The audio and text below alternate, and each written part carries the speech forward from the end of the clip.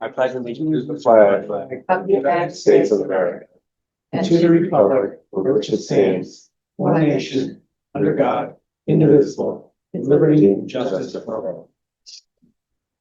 I guess Susan is absent and Megan may show up. Megan should be showing up. We're expecting. Basically. Very hard to find parking, It is. so she might be, And I think. last couple of meetings she was, so it's just sometimes when it's cold. Have another attendee, did anything happen? There's no one else. There's no other attendees. Okay. Oh, Very little. Is there a chair down there? no, you're not late. Yeah. No, well, Megan's sitting there. Oh. Here's Megan. No, Megan's. Yeah. Okay. Oh, she is. Megan, that's great. Megan, that's your. You over here if you'd like. Right there. Yeah, no, I'm blocking. Broom. we have room here. We can slide down. We can slide it. We got it right at the end. Got love between Yeah. George and Barbara. Down. 5-on-5. Yeah. Oh, We get a hoop what game stick, can we right? play? I know. Right. There's 5 on that side. All right, we challenge you. Okay. Let's go for it. I know. Court's right over there. Oh, I wore too heavy a sweater, but I have good shoes. So no public comment. Other comments? And I guess we'll go right into this. So the item 5 is the budget review this Ooh, I don't feel bad. period. I'll just throw to Leanne. You can do it whatever sequence you want. Hey, can you hear me? Oh, yeah. This is all you. Can you hear everything well? Okay, there we go. All right, well, good evening, everyone. So I'm going to be making 3 presentations tonight. One, the remaining budgets that we haven't talked about. This first slide shows you an overview of all the budget workshops that we've had so far to date. And by tomorrow, we are going to hear from the last 2, the library and park and rec. And then the entire general government budget will have been presented to you. After that, it's going to go over the next couple of weeks to the Board of Selectmen. And by February 10th, they are scheduled to vote on their recommended budget, but they have until the 15th. And then we're going to get the books over to the Board of Finance by March 1st. So that is our plan. So tonight and tomorrow night are really the last 2 nights of our presentations. Now, I'm also going to go over the capital budget, which is the next presentation. And then after that is debt management.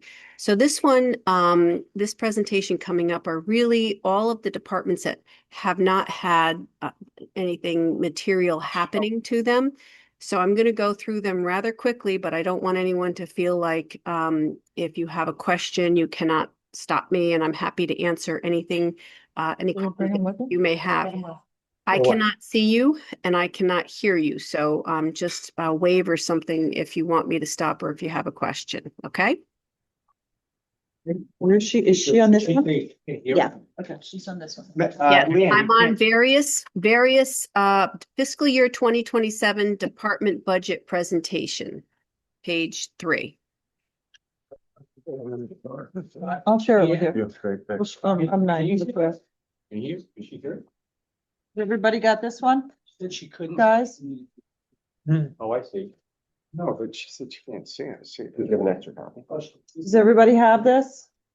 I don't, I'm not saying no. I've got the public. I can share mine here. Yeah, I've got. You two share there and Steve and I are gonna share here. Gary, you have gave copies to everyone, right? Yeah. Yes. Okay. Some people forgot to bring them. Okay, well, they should be there. Mine on Newcomers. the back seat of my car. Okay. She's gonna put it up. Yeah. I'm good. I can hear you. It's just that if I'm speaking, I cannot, I'm overriding you. So just speak up. If you have a question, please, just repeat that. Okay, so just to start with an executive overview of all of the budgets that we've had so far.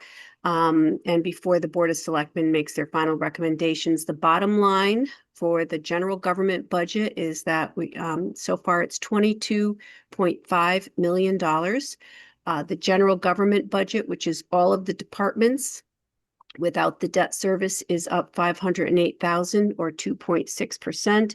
With debt service, it's up 36,000 or 1.5%. So total general government budget up for 545,000 or 2.5%. The main drivers of this increase are human resources and operations. Again, in the human resources, we did go over this before we even started the budget process. With the things that are going to increase the annual salaries, we have some new stipends, which I'll discuss. Minimum wage is always a variable. And we have had a small amount of employee turnover, which does increase they start at a lower rate, so they get an increase, plus they get a step increase. So that does tend to have a little higher increase than just normal raises. And of course, we're outsourcing one position this budget season. And from an operational perspective, again, you're going to see electricity expenses up across all departments. And then this budget, what we're going to discuss tonight, and I'm sure Carl will assist me in this presentation, is the strategic aspects of the budget, which includes the capital plans, the long-term liabilities, and debt service. So that's our goal for tonight. And here is just the snapshot, so you can see the areas of the budget that are responsible for the increases. It's fairly flat across the board in terms of overall increases. Operational expenses, the one that went up the highest, 4.43%. That's because of the outsourcing of a position into a consulting role, and I'll talk about that more. And capital, we actually added a few extra things to capital this year. Just quickly, with regard to salaries and steps, I just want everybody to know there's typically there are 5 steps in both the supervisor and support contracts, and those are the contracts that affect town hall mostly. So not only will they get an increase, a contractual increase, but they'll get a step increase for their first 5 years of employment, and that probably ends up being about 4% total. A total Correct. Increase of about 4% for that salary. And in the police department, there's 3 steps. So when they have a younger force, increases tend to come a little bit faster and a little bit more percentage-wise too. So, So related to that, then, so without the step, what's the GWI? It depends on the contract. So we presented. We see. So the support union for fiscal year 27 is 3%. Supervisors is assumption of 2%. Their contract is under review. Police is 3% increase. Dispatchers is 2.5%. Again, that contract is under review. And non-union was 2.75%. So those were the assumptions that were made. Some are actual, some are assumptions. So dispatchers expired, as we all know, June 30th of 25. And supervisors will expire on June 30th of 26. So we really don't have a number for the fiscal 27 budget for either of those. We can assume a number, who knows what it'll be. Okay. So that's salaries. Overall, in terms of benefit expense, this is an area that I want to compliment the first selectman on, because he's done a great job over the years in negotiating the benefits for all of the employees. And this year we're actually down 16,000 year over year. And if we look back over the last 5 years, we're up only 175,000 or 5.2%. I mean, people are going up over 10% for 1 year, and we're 5.2% for the entire 5 years. So this year, you're going to see that the decrease in the benefit is mainly due to our reduction in our pension fund employer contribution. That is a long-term strategy that we've had in place since fiscal year 17, when we introduced the defined benefit plan. Are you speaking, Carl? I'm sorry. No, Okay. When we introduced the defined contribution plan to new employees, and it's actually that strategy is beginning to take hold, and we're seeing our defined benefit contributions reduced. Also, this year, every 3 years, we lock in life insurance rates, and we've locked them in at a 5% reduction. However, that's going to be offset by the fact it's a percentage of salaries. Salaries will increase, so it'll be an even, probably virtually even reduction. So really great job in benefit management this year and over the other several years. Here's a closer look at our defined benefit program. And, just for those of you who are newer to the Board of Finance, if you look at the chart on the left, sources, I think it's the left for me, sources of employer contribution. Fiscal year 20, we were a pay-as-you-go plan. In fiscal years 21 and 22, we were also a pay-as-you-go plan, and we did make our entire contribution, but we did that through use of surplus contributions at the end of the year to make that contribution. And then in fiscal year 23 going forward, we pay our full employer-defined contribution. And so, that is also, you can see starting to tail off. I don't know if can you see my Yes. mouse? Yes. Okay, good. So if we look over here on the other page, you can kind of see in terms of the employee benefit, you can see that what we expect to happen is beginning to happen, where the defined benefit contribution is reducing, and now we can see it starting to ramp up with the defined contribution cost, which is about 8% of salaries. Good news about that is that we know what it is, easier to budget, not dependent on market swings and other variables such as that. So this long-term liability is, I believe, being very well managed. The healthcare budget is also one of our largest benefit expenses, and that chart on the right, you can see it's been flat year over year. Again, negotiations right now, all plans are at 25.5 high deductible healthcare plans, and we're really, I think, at the. I mean, I don't know what First Selectmen's going to negotiate, but we have everybody on the same plan, and that has been beneficial in helping keeping costs down as we moved from 2,000, 4,000 up to 25.5, for example. Also negotiating the health saving account contribution that the town makes. So of the deductible, either 25.5 or 5, the support and supervisors, we put aside 35% of that for them. And the police and dispatchers, we put aside 37.5%. So you can see below that most employees are paying about the same contribution, 15% of the premium, and dispatchers right now is paying 16%. As Carl mentioned, they are now under negotiation, so that could change. But we are up about $8,000 year over year, so it's really negligible. Lower left, one of the Board of Finance approved policies has been to create a benefit reserve fund. This benefit reserve fund we can use for any benefit. We can use it for healthcare. We can use it for the pension plan. We could use it for workers' comp, anything that's in the benefit column.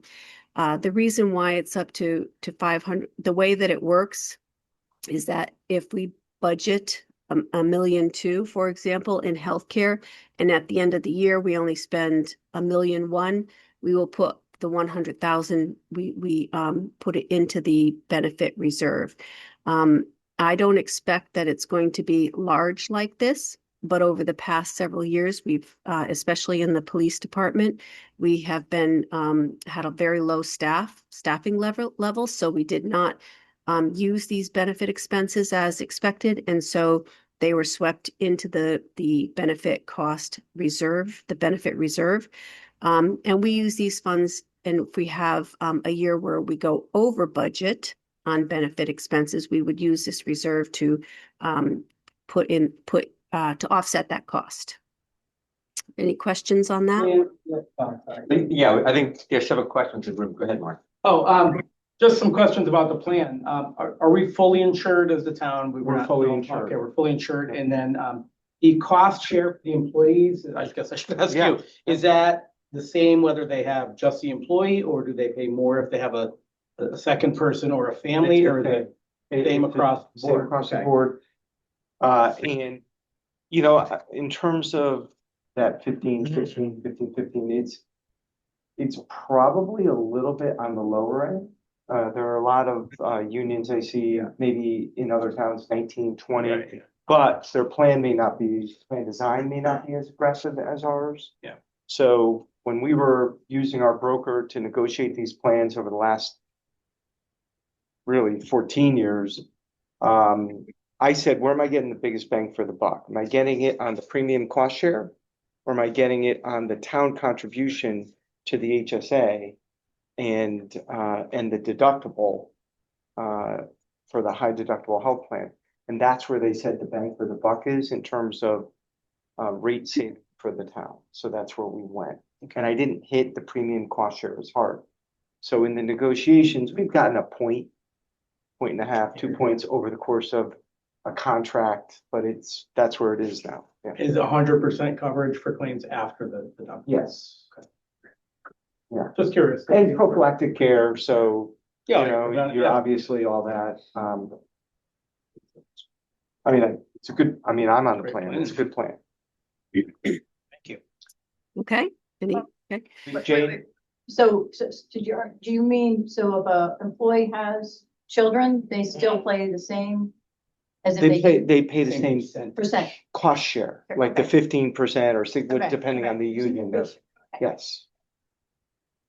So, I think I missed, above the table on the left, the 35% count. Oh, I'm sorry. Usually, is that our contribution to their HSA? The town contribution to their HSA. So the 25,000 is the deductible. Are you talking about HSA contribution or the deductible contribution? So they're different. Sure, yes. The HSA contribution, I think for me, I can put into my HSA 6,000 this year. Whatever, yes. So You'd be the 35. town is contributing about 35% and I have to contribute the rest. Of the maximum that you could. Yes, if I choose to do that. It's not based on it's not contributing 35% of the deductible. They contribute 35% of the IRS allowed HSA maximum. Correct. It's like for. No, it's the deductible, not the IRS Yeah. limitation. Yeah, It's the 45. 35% of 2,500 or 35% of 5,000. And then, yeah, so. The other question I had was Are you hiring? Yeah. Yeah, I deal with insurance. That is good. It's fantastic compared to a commercial policy. the graph on the right, bottom row, those numbers are your total healthcare expenses for the town. That's the 85% plus the Premium we pay. 35%, the 85% of the copay plus the 35% of the HSA includes both. Ballpark is how many people does that represent? That's 85. I think I heard you correctly, and I think you stated it correctly, but I'll repeat. The total expense of just under 1.2 million is a combination of the town's 85% of the premium plus the town's contribution to the HSA. And how many people does that represent? I don't have that figure at the tip of my fingers. And I can't even think about how many it is. I don't know off the top of my head, but I can get that to you. Well, I could do the math. I was gonna say, if you want to put in a rough number of 25, 30,000 and then Yeah. divide it, you Yeah. could probably get a pretty good estimate. Right. I was gonna, yeah, good idea. The other thing I wanted to mention is that I have assumed a 10% increase in the healthcare budget. And the estimations that we are getting from our consultant is that our healthcare is going to go up about 10% this year. So these are in line with what might happen. Those numbers don't include teachers, right? It No. includes others at the Board of Ed. But the teachers. No one at the Board of Ed is No in. one on the board. No one at the Board of Ed. No. Okay, even. Certified or non-certified. Okay. This is general government and which is inclusive of the police department. The only Yeah. thing that we pay for the Board of Ed that we pay for out of our and they actually have it in their budget is in the pension contribution. I just wanted to show you what their share of it was, but they pay for that in their budget. The non-certified. The non-certified, correct? So on the previous page, the orange part comes from the Board of Ed. It does. Yes. Yeah, and that should be in their budget. And I work with Pam. Pam and I work together on those numbers. But just to be clear on that, right? So that is a very small percentage of people who are on the town. The majority of teachers are on a TRB, right? Yes. Yeah, so I mean, that's a very small percentage of the school, like, that's on the town plan. Maybe 10 people? I don't know. Yeah, I don't, I think. I don't know how many. Not many, I don't think. Is the HSA contribution adjusted for catch-up contributions for people that are 50 and over? We have, Does the town, does the town then if you go increase it, into or- Janet's office, on there, she has a whiteboard Okay, that says 50 and over catch up, and she's got it all. so we do, She okay. calls me every year. She's like, do you want to do this? And, so, yes. Just wasn't sure if it was an equity issue for younger employees that might say, hey, we're, Wait, why I thought, contributing more. I thought Leanne, didn't you say the 35% was for what it wasn't the full amount that you're. Correct. Yeah. We Oh, I pay thought that's what yeah. you said. 35% of, like, for example, the 5,000, if it's a Right. family plan. Okay, But they can, in their own deductions, go up to whatever the maximums are. They're not limited by the fact that they have a $5,000 deductible. They can do the maximum allowed by the IRS and catch. I was just concerned that every time the IRS decides to bump it up for whatever reason, we would be beholden to pay that. And I was concerned. This is much better. I have a question, a new guy on the block, but what is the total number of town employees in any way, shape, or capacity? Just a rough estimate. We'll exclude Board of Ed. Okay. It'll be easier. Yeah. You may know, what's the? It's about 140, like regular, not Board of Ed, just general government. I don't know what the Board of Ed is. I could look that up. That's in one of our statements that we put out, but we have about 140 permanent full and part-time employees, but then in the summers Full and as part-time. well, because of all of our part-time programs that we have at the Park and Rec and things like that. Right. So let's assume there's probably 140 that are 20 hours and above. So that would include 35 and 40-hour employee, full-time. So they would be healthcare eligible. Nope, only, so full-time is defined in our contracts as 35 hours. Under the Affordable Care Act, it's defined as 30. So anybody who works 30 hours is eligible to be on the exchange, and the town must pay a percentage of that for that person through the exchange. But to be eligible for healthcare, you have to work at least 35 hours, and depending on the union and depending on the job, you're required to work 40 hours, depending on the position. So, but you're not eligible for healthcare below 30. Well, the rough math of 1.2 million divided by 20,000 is 60. Full-time. Or on. That are Yeah, choosing, full-time, because you're only eligible for healthcare. But that's the impact of how many people are on full-time. interesting, which is less than half are choosing, Well, that doesn't sound right. I'll tell you why it does sound right. There was a point over the last couple of years where there were like 5 or 6 or 7 police officers who were still on their parents' plan. Because they were Yeah. 36 and up. Oh, Okay? my goodness. Truly, so that's how young. And we have a fair few employees who are considered part-time over at the library. There's a few and, In summer help, you're not. Right. well, not. You're not counting summer, seasonal. Yeah, so, that's about right. Yeah, that's interesting. Well, that's, as the chief said, right, the average tenure is like 5 years, right, for relative to national average of like 15. Right. Young and agile They're, group. they're very young. Agile. Sorry, Leanne. Okay, here we go. All right, so next slide is operational expense. So that's up 261,000 over last year, of which 80,000 has to do with the outsourced position in the police department for the IT. So those expenses were kept pretty well in line.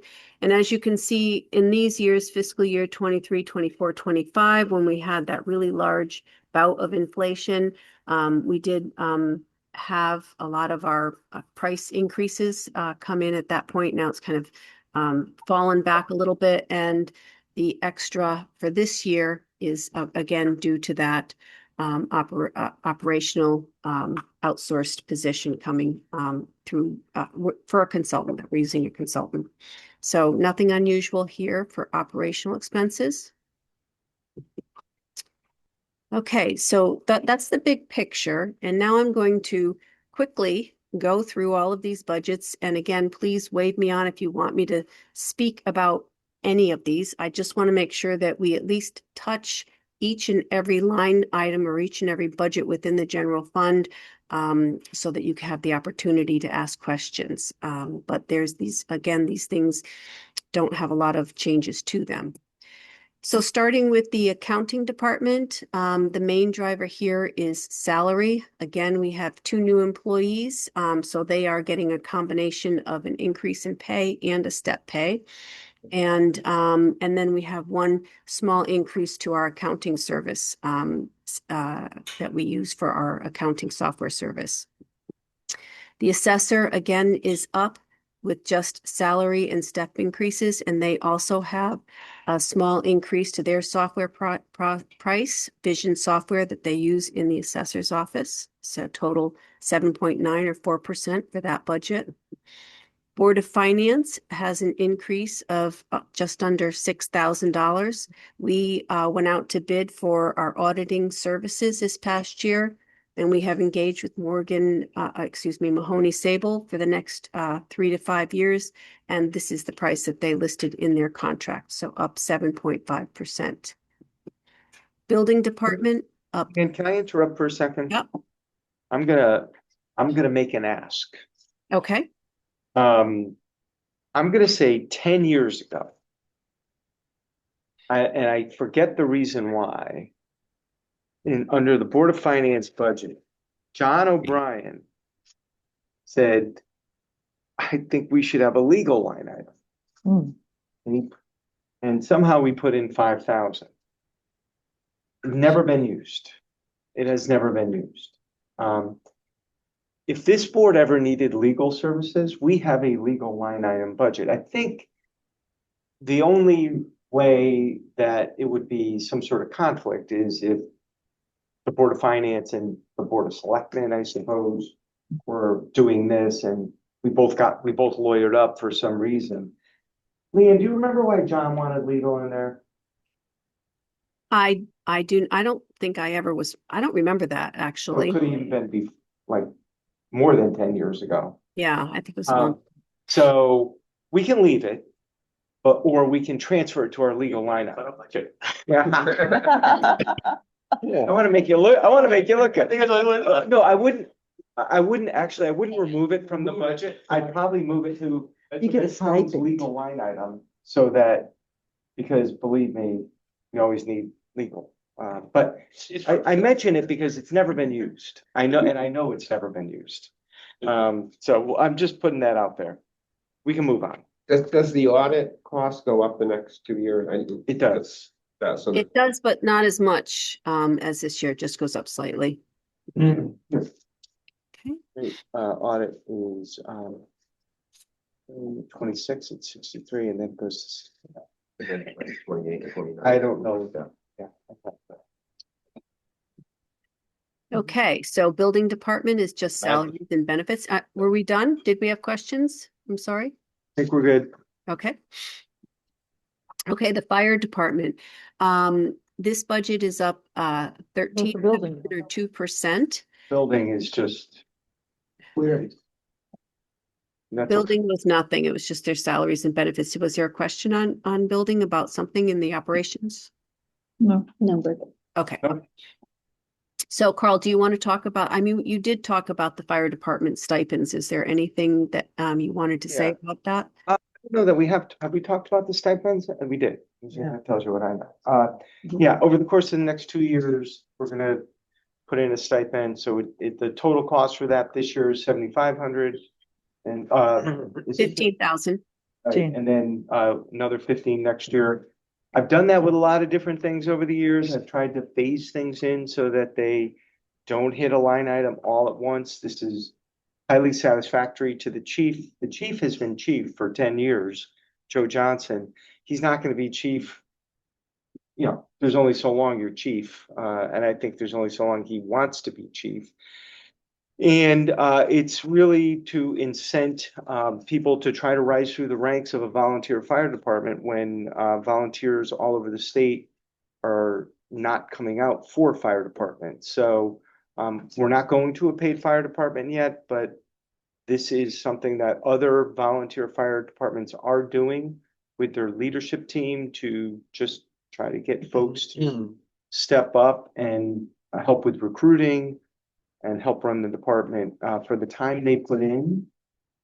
So the fire department, to be eligible for the exemptions, you have to put in a certain number of hours, and really that's the chief doing a lot of extra work, chief and his officers. So I will tell you that when Chief Johnson spoke to me about this, he didn't ask for it this year. He said, it's something you need to think about coming down the road because you know, we have the most vibrant fire department in the region, certainly. And that's not guaranteed to be here in 5 years. So he's like, I think you need to start thinking about this. And I said, well, I don't want to leave it for the next person necessarily. Let's get this in place. And so it doesn't hit the budget that hard. And what we did is we reduced a few other line items so that all in all, the department is still up only 2%, but we looked at some of the line items where maybe, you know, they weren't using them as aggressively and we reduced them so that there's less of a hit in the budget this year.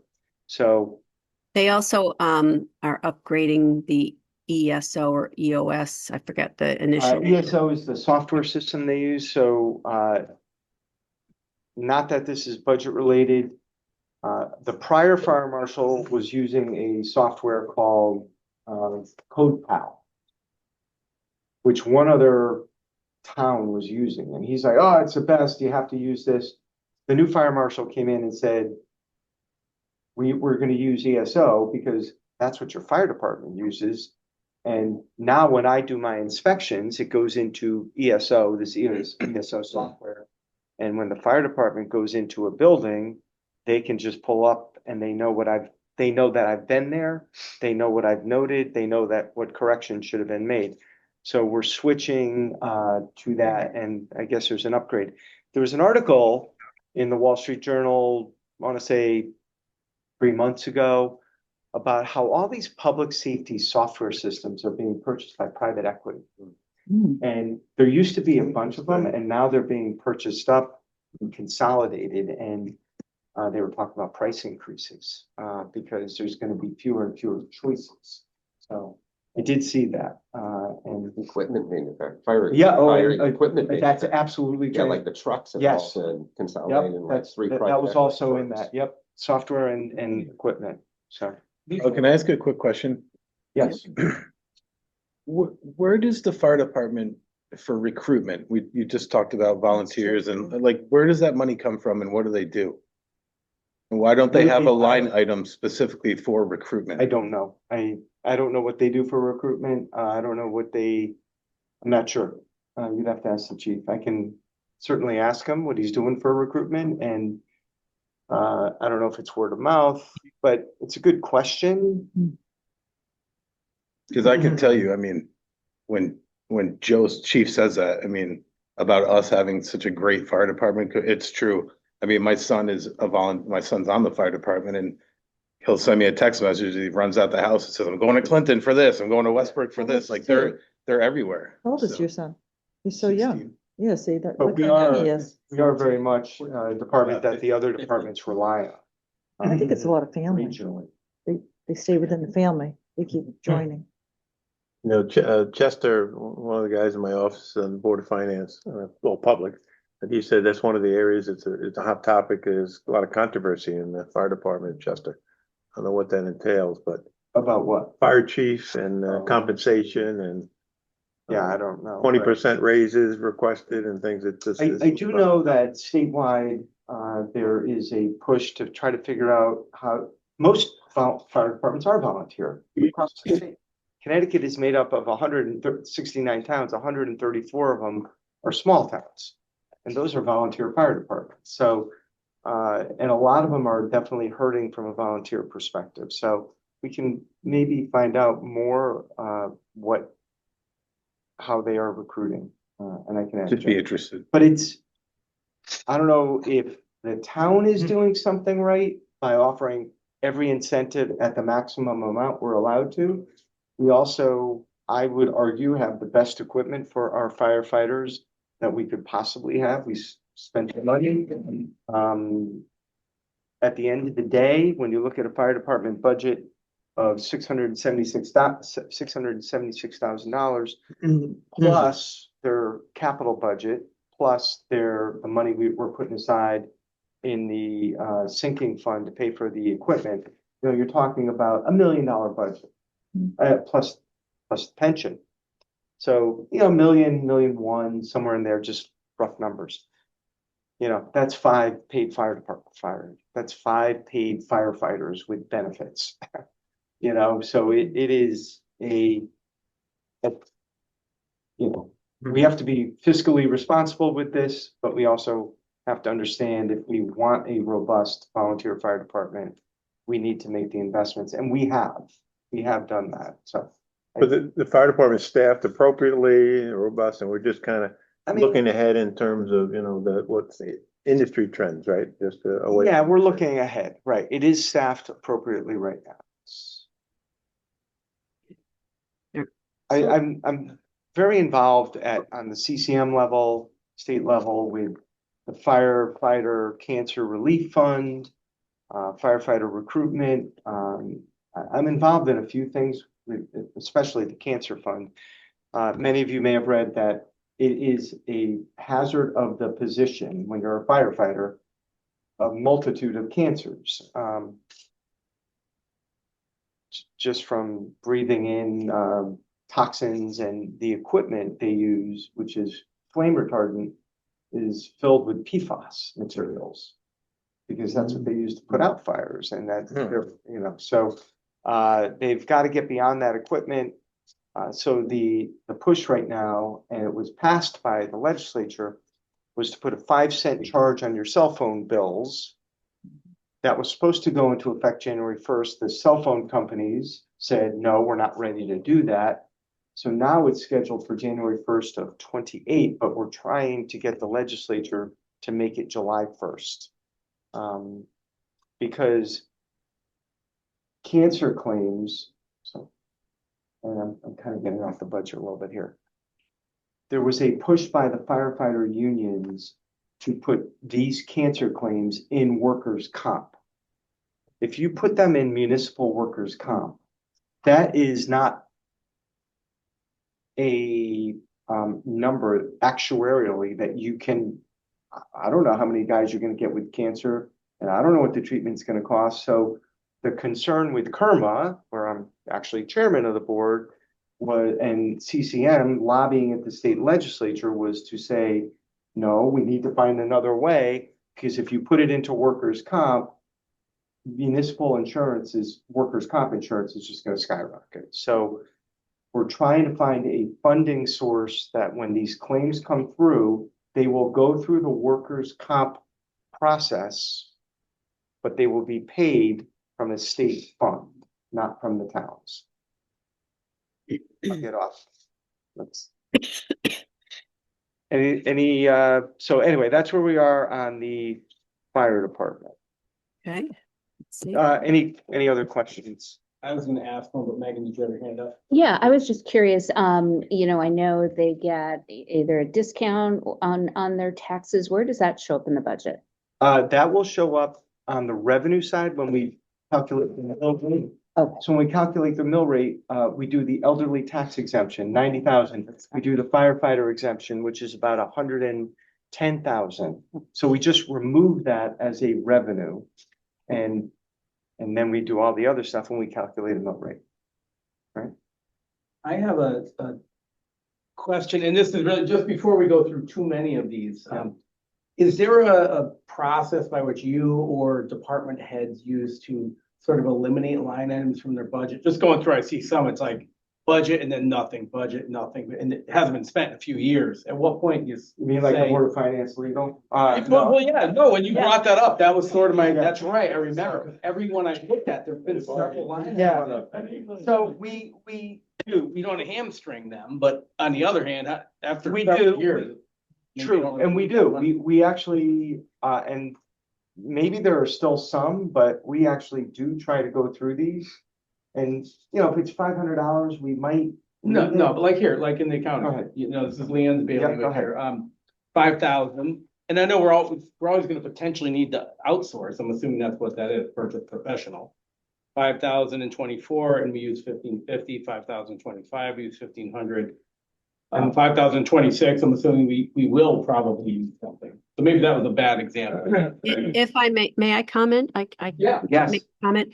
So, we transitioned to the uniform chart of accounts that and we follow what the state tells us to follow in terms of, electricity, postage, all of those typical types of accounts, so that when we have to upload to the state and they want all of these expenditures to come up into the same categories, we also want to look too, because I can go across and I can pull up electricity, for example, just the account of electricity, and I can see what we have our spending on electricity across all of our departments.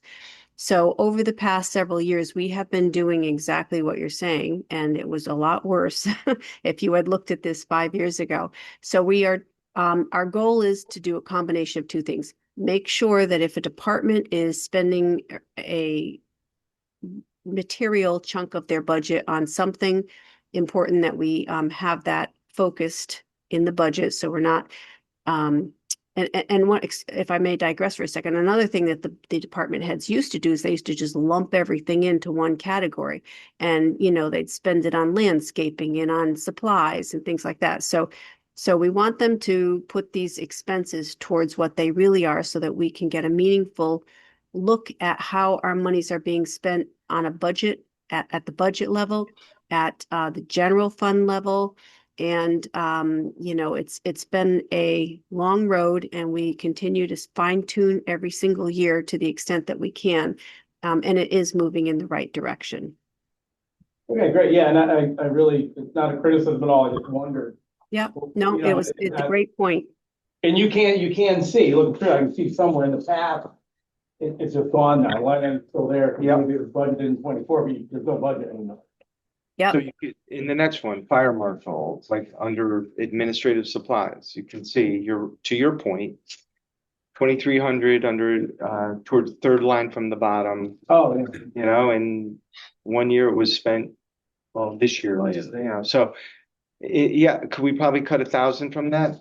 Probably could. So we try to pick up on these things year over year. And they're going to hang out like until we're looking back 4 years.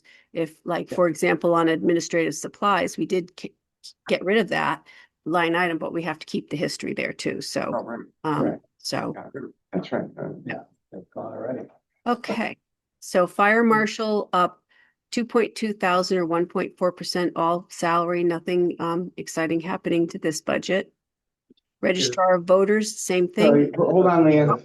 Oh, There's one fire marshal Mhm. And then is there like a backup if he's on vacation or? There are deputy fire marshals that he is going to bring in from other towns that get paid hourly if they're needed while he's away. Okay, so all that's in the budget? Yeah. or- Yep. Yes. And he explained to me, sir, I don't think you're gonna have to pay him because I'm gonna cover for them too. So it's just That's like, cool. Okay. Registrar of Voters, this budget was redone a couple years ago. multiple times, multiple years. Times, multiple years, we've been raising it to not take advantage of, but to properly cover early voting requirements. We increased the stipends of our registrars as well as the deputy, put in the position of deputy registrar for succession planning and things like that. Has all taken place in the past. And so now finally this year it's leveling out. And we think this budget's in a really good place, and no major increases to account for this year. It's level funded for the most part. We raised the salary of the registrars. They're also getting paid some hourly fees when they're working a lot of hours.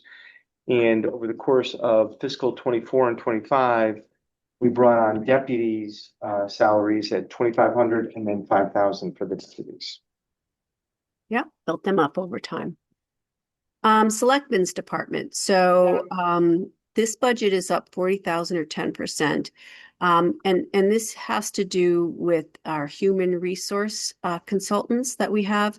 We actually moved, it used to be last year, it was $10,000 in political subdivisions, which when I get to that is basically dues and donations. Didn't really make any sense to be there. And it is managed out of the selectman's office. So it has increased from 10,000 to 25,000. We are following a strategy of inching that amount up every single year. We are getting really great value from our human resource outsource. And it's now going to be housed in the selectmen's budget. So, Leanne, let's talk a little bit about that because that is the biggest increase. And like we said, what we did is we had 10,000 in last year's budget and we're increasing it to 25,000 this year, taking it out of political subdivision, moving it all here. So that's why the increase. Several of the projects, they just rewrote the handbook, which the Board of Selectmen approved the other day. There were some personnel They're doing everything. They're doing everything. They're looking at all of our job descriptions. They help us when we have, they're doing all of our exit interviews, which was something that we didn't really do every single time. If we have any issues, we call them up and we ask them, their opinion. Like, for example, we had the change in the no tax on overtime and things like that they helped walk us through. How to implement that, other changes in laws, legislation, or just a question that we might not know the answer to. And I know Carl probably, I don't know if I'm sorry if I interrupted you, Carl, but he has certainly used them helping with grievances and whatnot. They also, in the accounting department, Leanne, what did they do with all the, a lot of records there? They scanned all of our HR records, put them all online so that now we, I can look at them from where I am right now, and so can anybody else or anybody that has access anyway. So it's all digitized, and we're going paperless. It's really great. We love working with them. Projects. Really great. I just referred them to Clinton. She asked me what I did for Michelle Beneveno over there. So what do you do for HR? And I said, I couldn't say enough good things about this group. And hopefully we'll continue to get that service, but we wanted to bump it up a little bit this year. Yes. So on the same topic, is 25,000 enough to pay for? So good question. We looked, I've been looking at the bills as they came in. We originally had 30 in here and I said, let's reduce it to 25 based on number one, what we've accomplished, and number two, what I'm seeing as the invoices coming in. And we've used them a lot and I find that they're very reasonable. So I believe it will be enough. In next year's budget, I'll probably bump it 10,000. Leanne is very helpful with a lot of HR stuff. And of course, with her departure, obviously, you know, we may lean on and outsource more. I think it'll be enough. We'll find out in fiscal 27. I think it's okay. I really do. And if we exceed it, we'll tell you about it. Low, it sounds low. You know, it does, but It's only the second year, right? it's only the second year. And we're also building the different things 10,000. that they do for us. We can't do everything all at once. So we're working on one thing at a time, like the employee handbook. And so it is an iterative process. And I'm sure that as we build more together, they will be doing more for us and it will then be more expensive, but we can only do we're doing as much as we can at a time. Okay. So where was it before? It was, in- we'll come to it Okay, where it okay, was. because I'm like, looks like it was nothing last year, but. But it was nothing in the In the selectmen selectmen budget. budget, right? It was So- 10,000. Yeah, and so, and you spent, you said it ended up being about 50? No, it No, didn't. No, didn't. it, how much, Leanne, do you know how much we're spending in this year's budget or where we are on it? I think we have 10,000 and I think that we've spent like 6,000, something like that when I did the They've done analysis. a lot of- What you just said? And they've done a lot of work. That's what I'm saying. It seems like it's been really good value. Right. So, They're gonna raise their rates. so I think we're good. And if Yeah. we exceed the budget, we'll let you know. And Yeah. What's the overtime line item for? Um, We should cut that. It hasn't been expended. It says $2,100, but it hasn't been expended. Can we cut that? So sometimes it does get expended for coverage reasons. Now, we have been using, we've changed, well, in the next slide, I'm going to move to the next slide and I'm going to answer your question if I may. Is this town hall, correct? Oh, no, this is the tax collector. Let me go back. I'll answer your question now. So we have put all of our town hall admins under the town hall budget. And they used to be in every single department. And it used to be that every person would only learn that department's admin tasks. And now we have with each admin, we have another admin that's a backup. So we have a primary and a secondary admin. And so when that employee goes on vacation or coverage is needed, we actually have the employees there. So to answer your question, overtime and vacation day coverage has been reduced significantly because of the way that we have now structured every single department to have a primary and a secondary backup. However, it does still occur from time to time. If we were to have something going on where, you know, we need to have extra people working more than their typical hours or whatever. So it's not that much money and we like to keep it in there for purposes of coverage.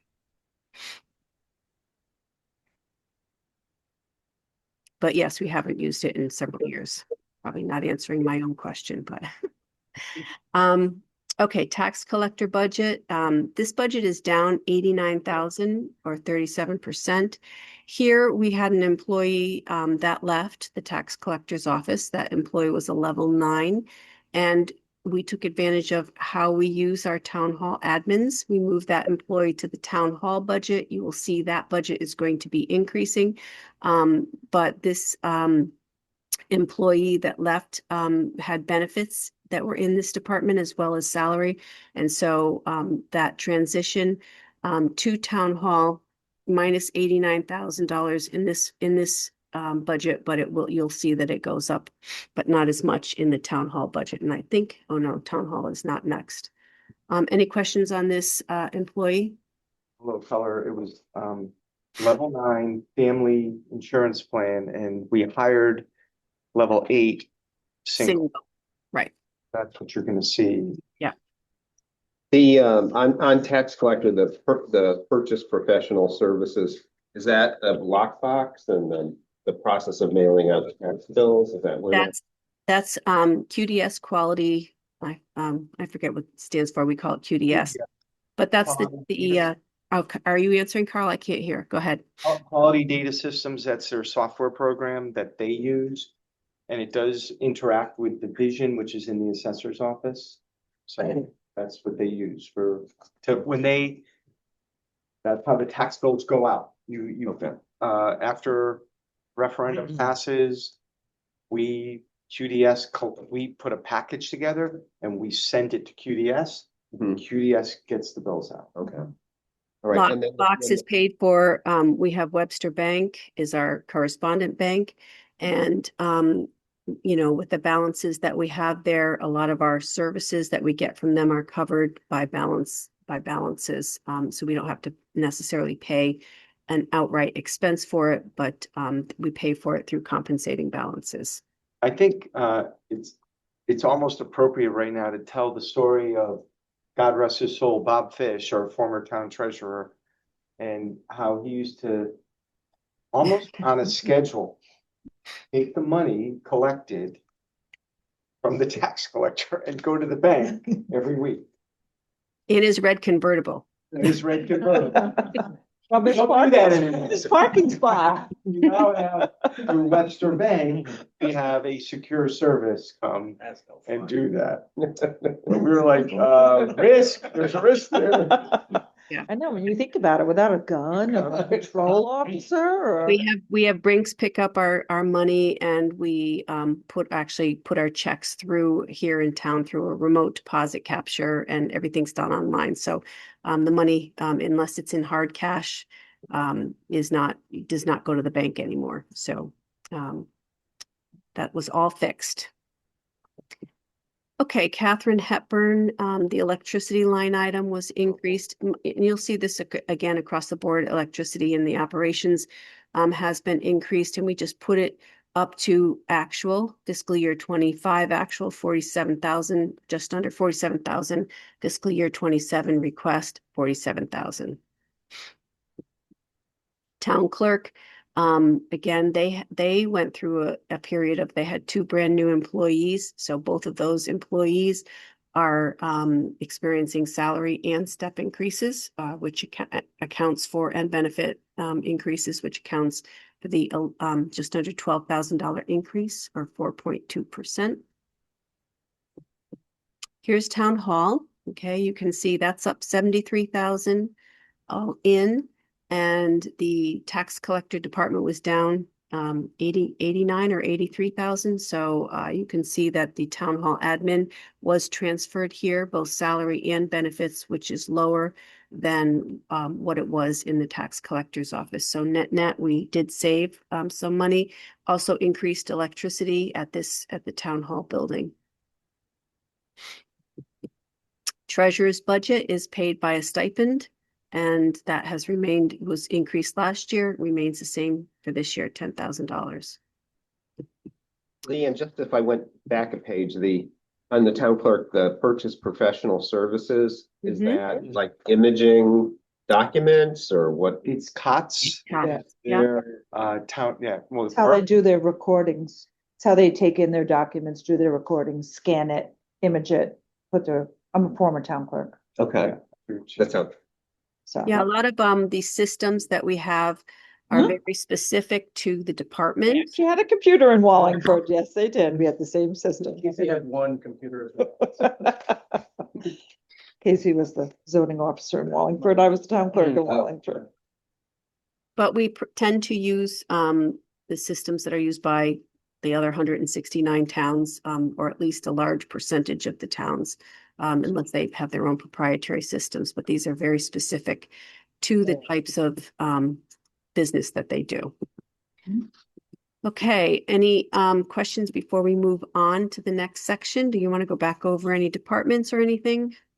I may have, this was under a registrar, but the cost of elections, the cost of running the elections and primaries and so forth, it's in there. It's in there. Yeah. In the registrars? Yes. Okay. Yeah, and all of the operational expenditures, so it's all listed there. Yes, it's all in there. We do have an off-budget account called early voting that we used we put it in place before when we heard of the law coming out, and we just had a little extra in case we went over, and we do use some of that money sometimes to help cover the costs of the staffing for early voting. There's not much in there. There's not much in there, and we're From a working. surplus. When I saw early voting coming, I said, let's put 15,000 aside so we can do it right and not mess it up.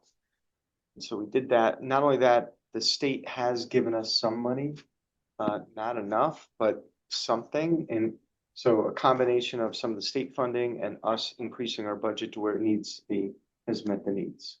Okay, I'm just thinking there may be primaries this year and some extra costs there. Yeah, I mean, getting through the presidential was the big one, obviously.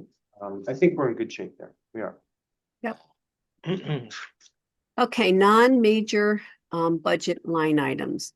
Carl, I'm going to ask you to talk about engineering, legal, and Main Street maintenance, and I can do the other ones.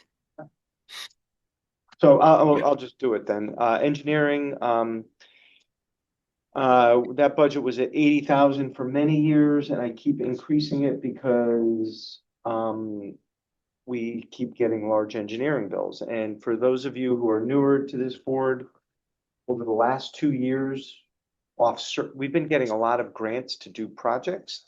And so I've asked the Board of Finance the last 2 years, with the support of the Board of Selectmen, to put at least $100,000 aside each year to help me offset the engineering budget, thinking that we were going to get closer to the end of the line with some of these larger projects. And we are spending that money, that off-budget money.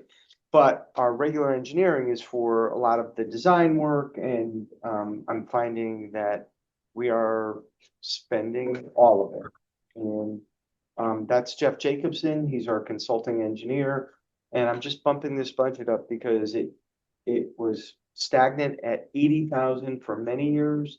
And I'm just trying to get it to a point where when I get Jeff's bills on a monthly basis, we can pay them.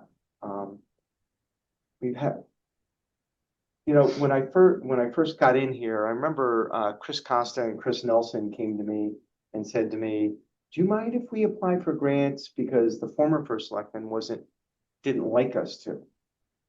And I don't know if that's true or not, but that's what they said. And my view is, if we can get the money and it's a project that's going to help with, obviously, quality of life, infrastructure, things that make Old Saybrook great, I'm like, absolutely, let's do it. That involves design, and that involves construction inspection once you're in construction.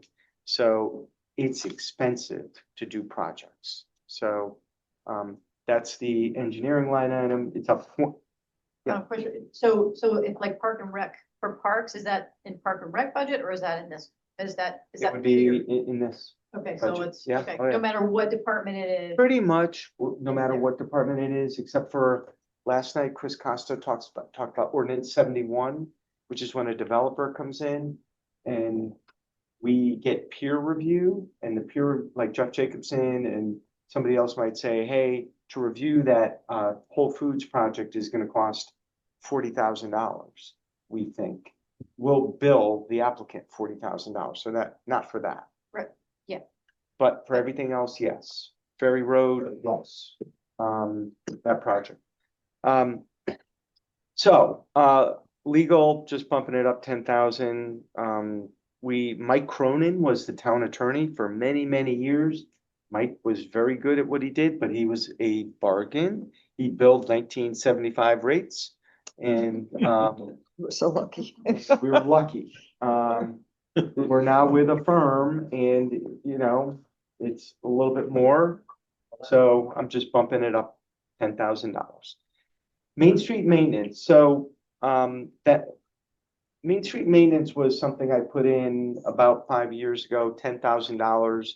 It was in political subdivision. I think that's where it was. We're bumping it up this year because this is what we're doing. We have a plan with Jennifer Donahue in economic development. We've hired somebody, and we're going to take care of the park across the street. So the parking lot across the street, which is beautiful. I walk my dog a lot over there. Freddie Castro will weed it and it'll look great. 2 weeks later, there'll be weeds like this already growing. And so Jennifer met a woman at actually our Saybrook Street Fair. And a woman, Smarty Plants is her name, is her company name. And she's a design landscaper. She's, native plants, all this stuff. And what we've done is we brought her in and said, give us a price for the chamber, for town hall, and for across the street. And what she did is she went in there at the chamber and across the street, and she did all kinds of plantings that are perennials, that are ground cover, that hopefully will keep weeds away, and it involves maintenance. We're also going to have her do it for town hall. Town hall doesn't look that great usually during the year. In addition to that, Jennifer got a grant from Main Street. It's a 501. It's a Alliance. No, not Main Street Alliance. USS. It's an economic development for your Main Street. It's Main Street something, I forget. We got a grant. And what we're gonna do is, with assistance from the Garden Club, we're gonna have all businesses adopt all the Main Street little Planters. Yeah, Oh, those, great. because those are out of control too.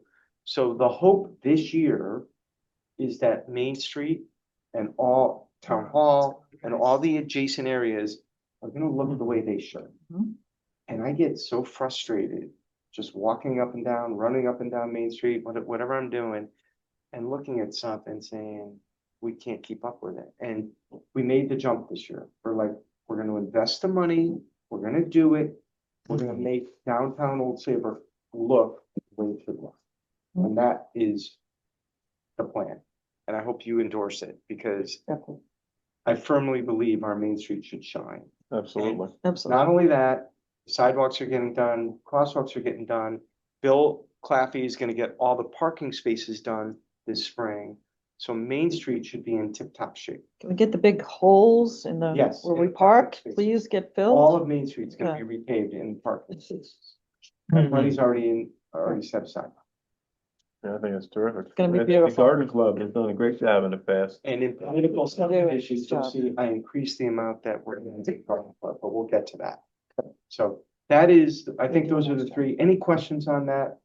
I just, Yeah. I don't know what PHNB is. Public Health Nursing Board. Okay, thank you. Oh, okay. Leanne's gonna cover.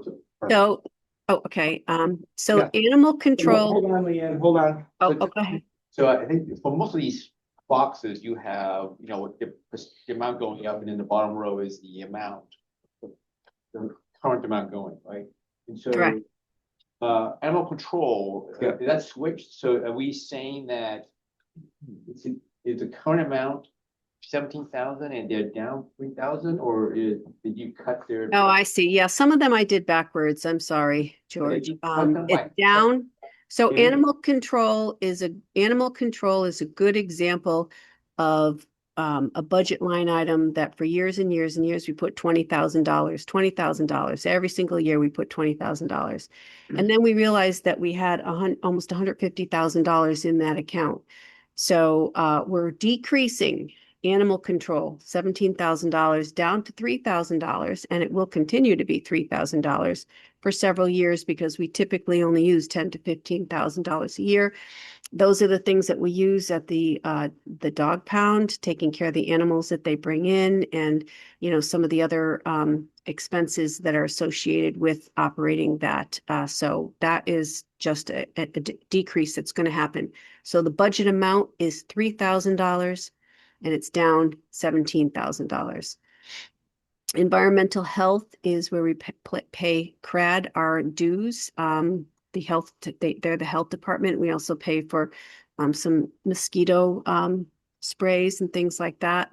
That budget has been flat for several years. We expect it will remain flat.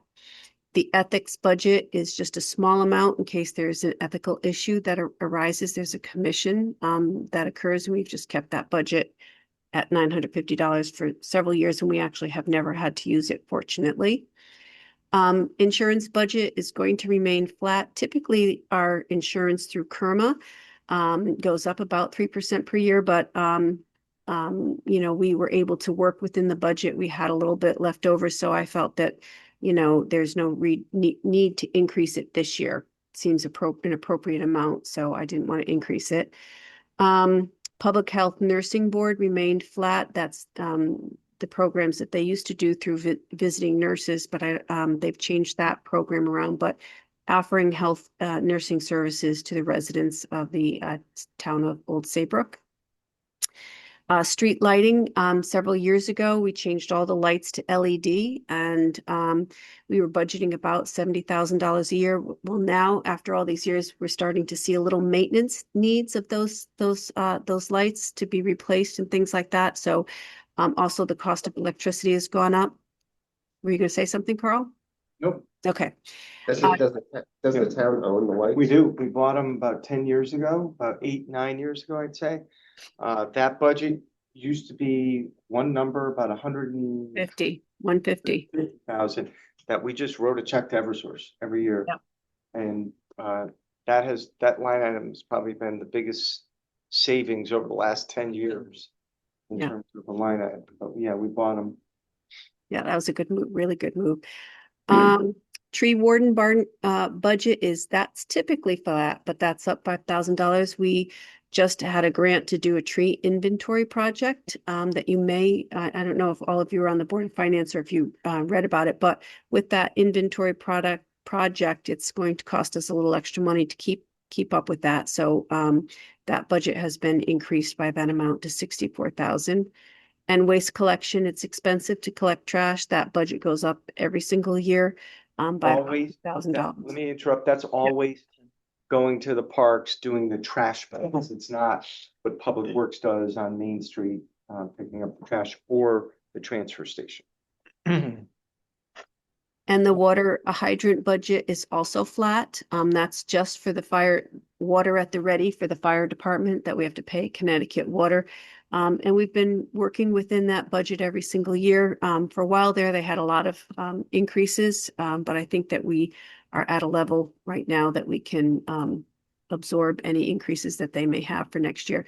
Those increases typically don't come out until April-ish. So, but I think that we're fine in those budgets.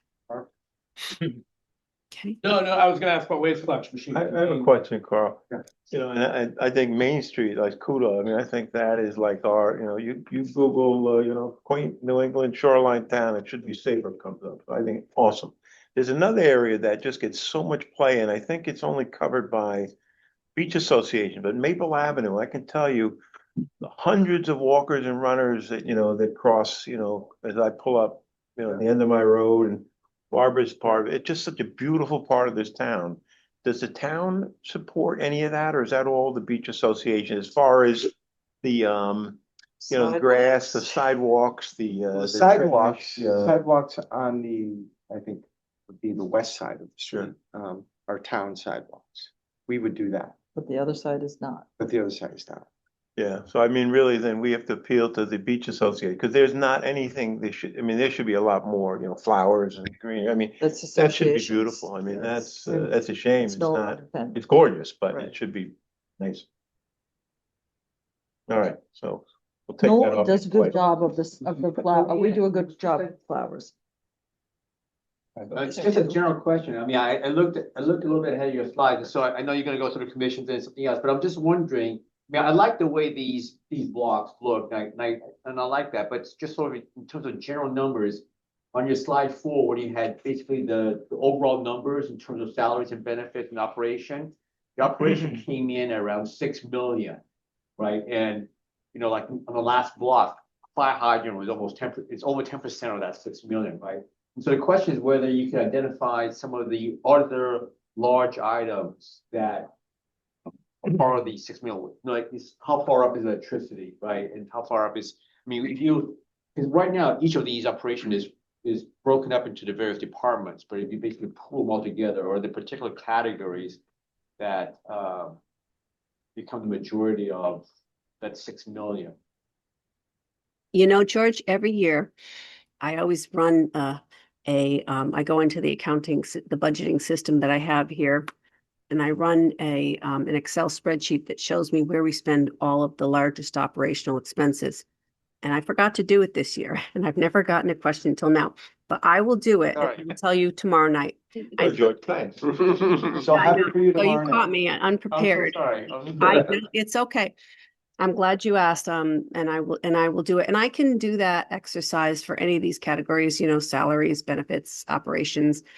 But I will give tomorrow night a list, or I'll email it to everyone just so you can kind of see what the largest.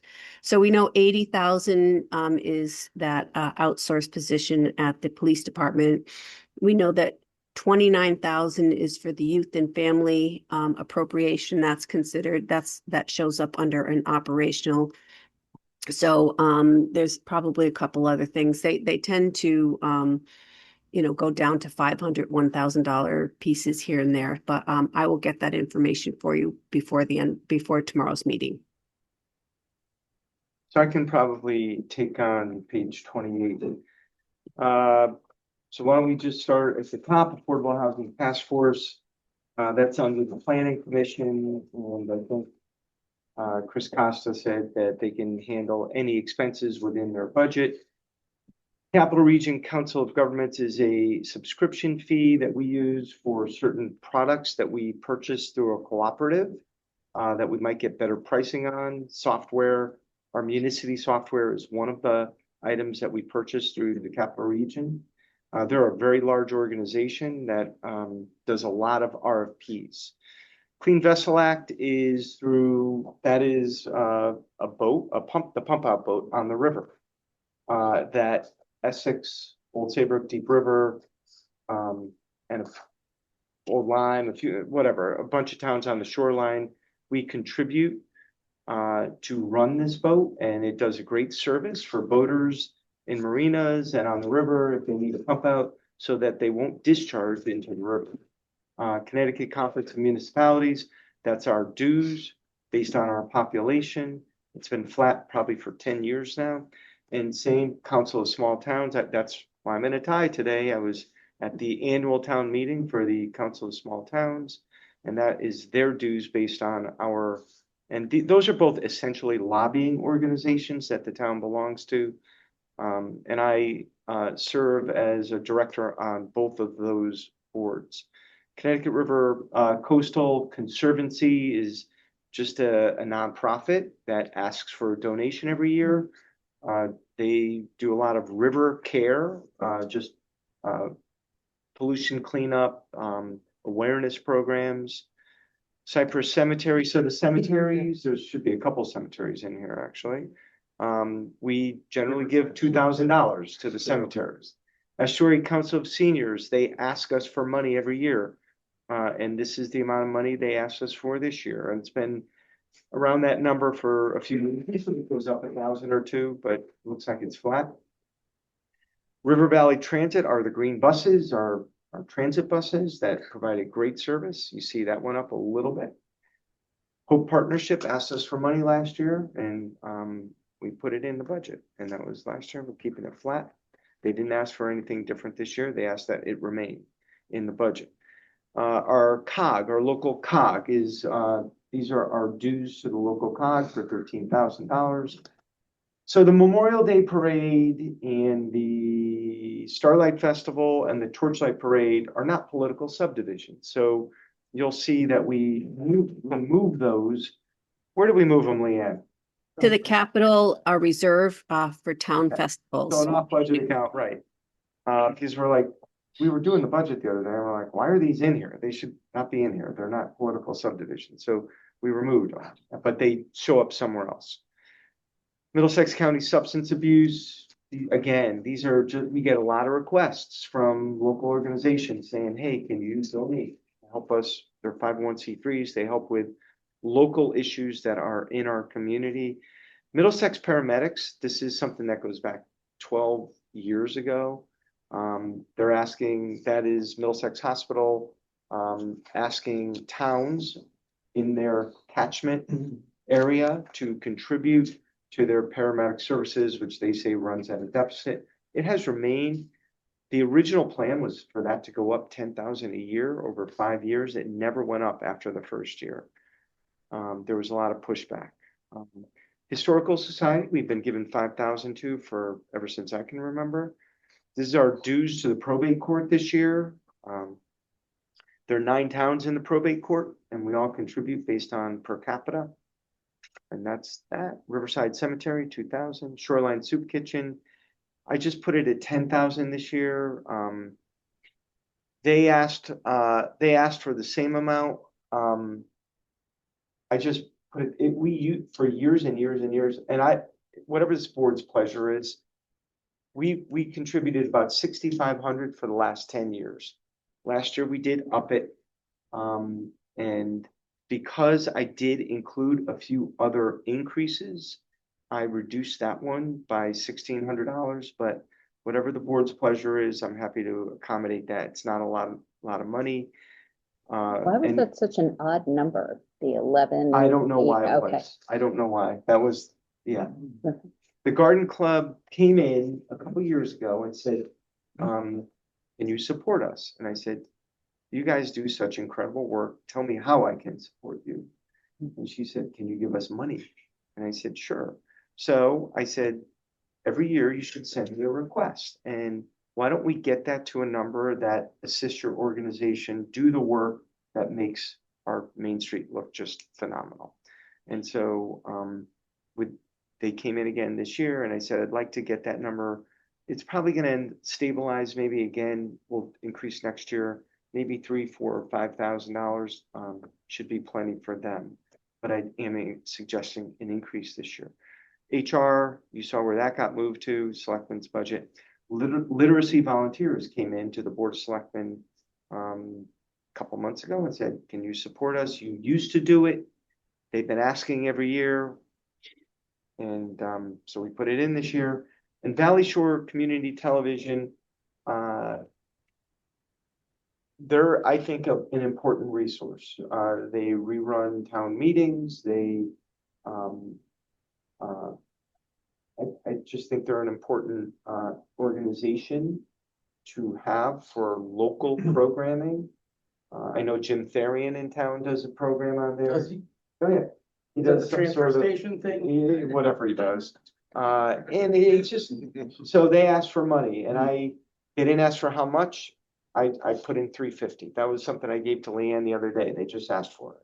So those are the political subdivisions that we are recommending this year and how we're reorganizing those columns. But a lot of them are just nonprofits in the area. They're asking for the town for support. So we've been doing the Middlesex paramedics for 10 years and it stayed the same. Yes. And when they came to you 10 years ago, they said they're running at a consistent deficit, but they never want more money. Yep.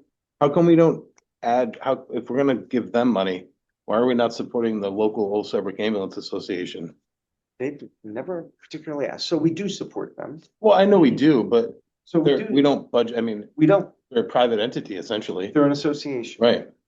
We do cover them through our workers' comp insurance. We support them that way. I think that is a town building over there. So we support them that way. Yeah, I'm pretty darn sure. They're a very quiet organization over there. So we did some paving recently over there. We put in a street light. So Eric, I mean, I don't like to encourage people to ask for a lot of money, but they've never asked. It just seems like if Middlesex was so hard up that this was such an issue, they needed money, they haven't asked for more. It's been consistent for 10 years. Yeah. So I'd be curious what other towns are giving them, if any. I don't know, but I think they asked all the towns in their area. I want to follow on to that if I can. So this is the Old Saybrook ambulance. I fortunately haven't had to use any of those services, but I know one of the things we put a lot of money to make sure our police officers, because they could be there in a minute. Would it make sense to give them some money or at least have a conversation? Like, could they kind of take over some of that? So, is it volunteer? It is. Well, they get paid. get paid something. Yeah. Right. sort of volunteer, but there's like a, Insurance too, if people. have to Yes, go yeah. bill for you going Yeah. there. there's a revenue stream, I believe. Yes. I just wondered if it might be a prudent use to, you know, have more EMTs that weren't police officers, because the police officers are the most expensive town employees we have. They're always on the road, EMT, you know, the ambulance is not necessarily staffed all the time. Yeah. So I'm not sure the response time would be as good. That's Unless not you, like a long, you know, 10-year, kind of get them That- beefed that up, would- but maybe they don't even have the so interest. that would be a conversation, probably with the police ambulance supplier, that would have to be coordinated. And my other question is just around, you had said it, you know, it's sort of the board's pleasure, Yeah. but with the Shoreline Soup Kitchen, just given do you know the percentage of Alice residents? It's like 30 something, right? Yeah. You got a lot of, it just, given what's happening with social supports, I would think we want to, well, I do want to put more into, Shoreline Soup Kitchen. I do that personally too, but, you know, I mean, I don't know, is anybody else interested, or, you know, let's just do it privately on our own? I don't think we need to go down. I think at the very least, a lot of these seem 12,000 a year? flat funded. I don't know why we would take away from them. And how do we do this? I'm not sure. Can we talk about this now, or Well, should I wait? and we're all gonna it's still start our another budget. meeting? It's still the Board of Selectmen budget. So it's something that your board is inclined to say to me, hey, leave that flat. You know, and if that's what I'm hearing, then Leanne and I can adjust it accordingly. I would, not I would here to- definitely, I'm not here to argue over yeah, that. yeah, it's not a lot of money. If we made it, I would say we could even 12, just for math. Okay. That was a big focus on my company. We're very actively involved in supporting that this year. Yeah. and others. But I have a question, it's a little self-serving, so full disclosure, my wife is a mentee in the garden club, but with our thoughts of really beautifying Main Street and all of the thing, and I'm a big flower person, houses have always been, is that a prudent increase for what we'd like, you know, Saybrook to look like on Main Street and? you know? It is. Okay. Look, I'm not here to. I don't think it's my job, to recommend more than what people are asking for. Okay, no, Okay. that's fine, that's what they're asking for. So, and I can't respect the garden club more than I do. I mean, they're just amazing. I thank them up and down every time I see them. But I think they are tremendously grateful for this support. Excellent. They are. Yeah, they're a fun group, and I know nothing about their finances, I just know they're a bunch of wonderful people. So Leanne, for the selectmen's budget, why don't we increase the soup kitchen to $12,000? Yep, I wrote that down. I'll do that. I'll take care of Let's that. move on. We're really, Question about this. we are, oh, I'm sorry. Super, so yesterday when Sue Consoli presented her budget, do any of this, did the town contribute to any part of her, the funds that she puts out?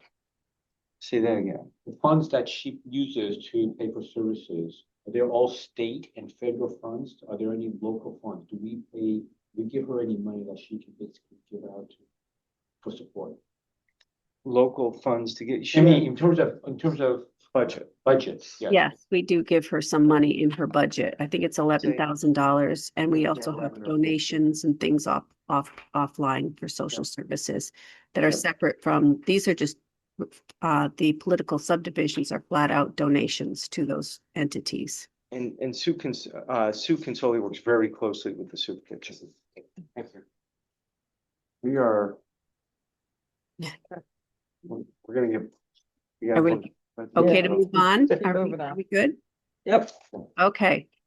Retiree health insurance is its own line item. It's separate from the health insurance that we discussed previously for the employees. It's down slightly. This is a benefit that is limited because of many of the major union contract changes. We don't offer health insurance to employees anymore. And so it's a set universe. Those that are eligible are still working. There's some that are eligible that are still working, but others, they're not going to be added to. So it's pretty easy to estimate who's going to be eligible for the retiree health insurance. And really, it just moves between those that are under 65 and those that are over 65 once they have retired. And these are the numbers in the annual cost for retiree health insurance. And just quickly. Yep. Police officers, once, if they're 35 years and they're under 65, they get health insurance, okay? So that is one group of the under 65s. Right. The other group of the under 65s, because in 2005, the former first selectman negotiated sunsetting health insurance. There's just a few folks who were Ray Allen, Chris Costa, who've been here a very long time, who when they turn 55 can retire and the town will pay their health insurance. But there's not many who do that. And then over 65 is basically a supplement. Yes, yes. Correct. Okay, this is debt service. I'm going to talk about that in a separate presentation, but the debt service budget for fiscal 27 is just a little bit over 2.5 million. I'm also going to talk about capital in a separate presentation, but it is going up about $50,000. We've already discussed most of this. In the 25,000 was moved to the town celebrations, a majority of it coming from the political subdivisions. And as you know, when we discussed the purchase of the fire truck for the fire department, we determined that we need to increase the reserve by about 25,000 per year. So that went up 23,000. And during the capital budget, I am going to go through all of these projects and report on the capital planning committee that got together and reviewed all of these. I'm not going to go over the accomplishments and the strategies and all of those things because you have that in front of you. But Carl, if you wanted to say anything or if anyone wanted to comment, I'm going to change the presentation to the next one now. So To read what's there, you guys can read that.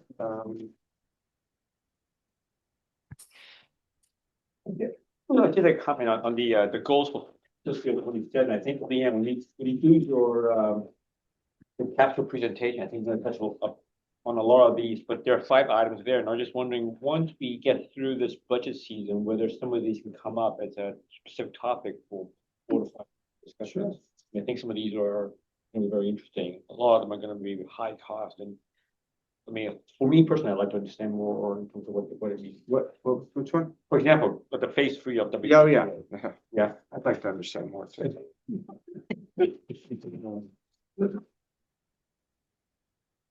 All right. okay. I'm sorry, George, I was concentrating on putting this thing up. Okay. Are you okay for me to go to capital? Okay. All right, then just give me 1 second. Okay. So, you've seen a couple years ago, George, when he was first on the board of finance, he asked, how do you set a strategy for the town? And as you all have seen over the past several weeks, as we've gone through each of the budget, we have a lot of divergent types of services that we offer for the town. We have a police department, we have DPW, library, park and rec. So it's not really quite apparent how you can look at the town and develop one strategy. So the purpose of this presentation is to give you an overview of how we kind of boil it down and how we end up funding all of these very varied strategies for each of our departments. And whoopsie, I didn't mean to do that. So we're going to talk about the board approved capital planning policy, strategic development, how we fund them, and then I will go through the individual department capital plans. So the Board of Finance does have a capital planning policy that it put into place in 2018. And the main impetus for that was that we wanted to make sure that all of capital that's brought before the Board of Finance is properly vetted. But the policy actually goes beyond just that. It helps us to specifically identify the amounts of capital that are going to be budgeted every single year. And some of those guidelines that are in this policy includes the fact that we want to have our budget reserve fund, our rainy day fund, which is presently at 17%, stay there. Should anybody come up with some idea that they wanted to use our rainy day fund to do some big project or whatever, this policy would step in and say, hey, are you sure you really want to do that? We wouldn't want anyone to spend our rainy day fund for something that isn't appropriate. It also tells us that we want to have an allocation in our budget for debt and capital, because both of those are two ways to build our infrastructure for our town, but we want to target it to about 10% or less. And just for your information, in this year's budget, when I take a look at our debt service budget of 2.5 million, our capital budget of 1.5 million, we have equipment leases and other things, comes to just over 4 million or 7.5%.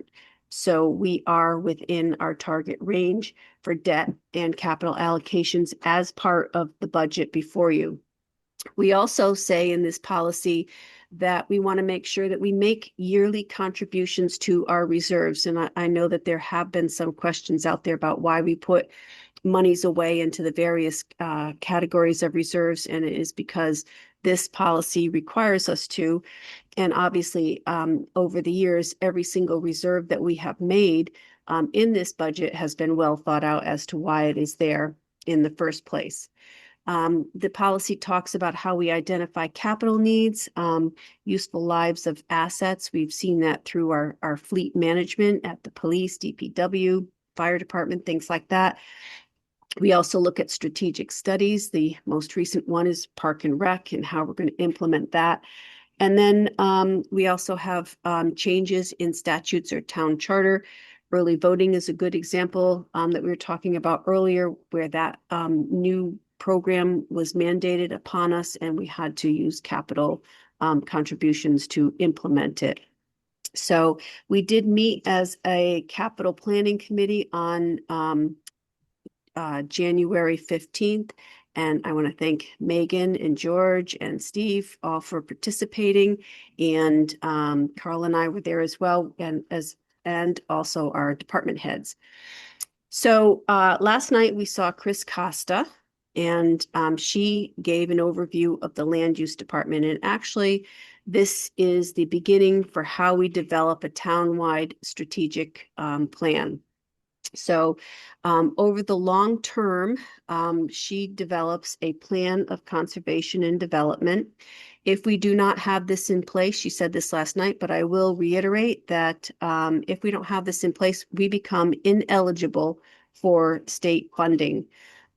This planning document, of course, establishes the foundation for town ordinances, housing conditions, opportunity, resiliency, and sustainability. So it's a very wide plan. Under that, we have the hazard mitigation plan for 5 years. This is the risk-based plan that the town develops. This also satisfies a regulatory requirement for hazard mitigation through FEMA. And if we do not have this plan in place, we are also ineligible for discretionary state funding. And a large subset of both of these plans, obviously, is sustainability and resiliency. And to that end, in 2019, we commissioned the Coastal Resiliency Plan, addresses climate change, sea level rise, and coastal flooding. So these plans guide us on many of our short and long-term infrastructure and needs for the town.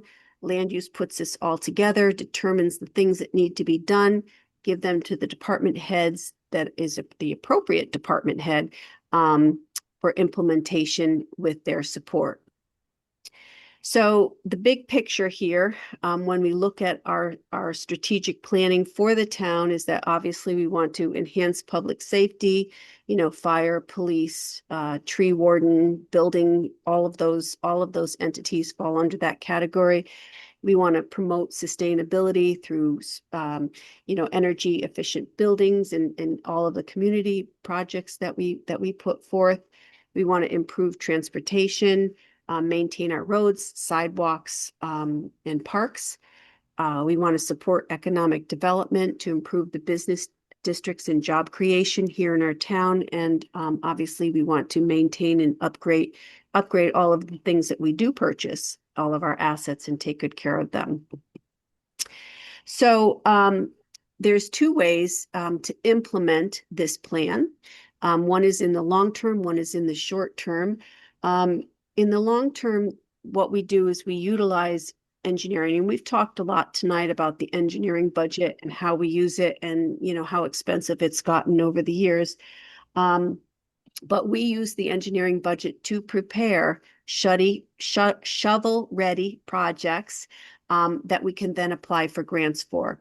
And through our budgeting process, we also created an off-budget grant-related fund. And over the course of 4 years, we put in about $400,000. We have about $50,000 remaining. And we've been able to procure over $7 million worth of grants. So I think that was a really great investment to have this grant-related fund to tee up all of these projects that we could then apply for grants for. And in the short term, those are the things that are included in our budget tonight. And so they've kind of come to fruition. They are ready to go, and whatever funding they need is included in our budget. So our funding strategies, obviously, our budget is the most conservative funding strategy that we have. It's an ongoing source that is controlled by this board. Included funds are included in the department budgets. We also reserve off-budget funds and the named projects, which I'm going to go over. Another funding strategy we have is the fees, the mooring fees that pay for our harbor infrastructure, our strategy for the strategic fund through mini golf fees. We have created funding mechanisms that we've talked about. I've tried to incorporate those in our discussions that we've had with the Board of Finance. But one is the transfer of all the income that used to be for the mini golf to the strategic fund. We just created one, I think, when all of us were here. The existing Board of Finance for the marine outside services. We want to purchase the motors and do things to keep the police boat maintained. We get grant awards. We also have specified grants within our off-budget funds, and one of these meetings after budget will go through all of that. But one is, for example, a cannabis fund where we get money for all of those sales that come back to us, and we can use that for obviously drug-related education, as well as investing in Mariners Way, where that store is located. We have tax incremental financing, where a portion of our taxes is set aside for Mariners Way. We only have one TIF, as they're called, and that's just for Mariners Way. We have bantered around the idea of advertising and sponsorships. We're still looking at that. That's an idea, and we need a policy on that. And then finally, of course, we have debt issuance and other borrowings for other large projects. So we would marry our strategic initiatives that come from the land use through the departments with these funding strategies. We also have off-budget funds, and these fund our longer term strategies. We have about over 100 funds, and obviously, go ahead. Somebody talking there, Carl? No. No, okay.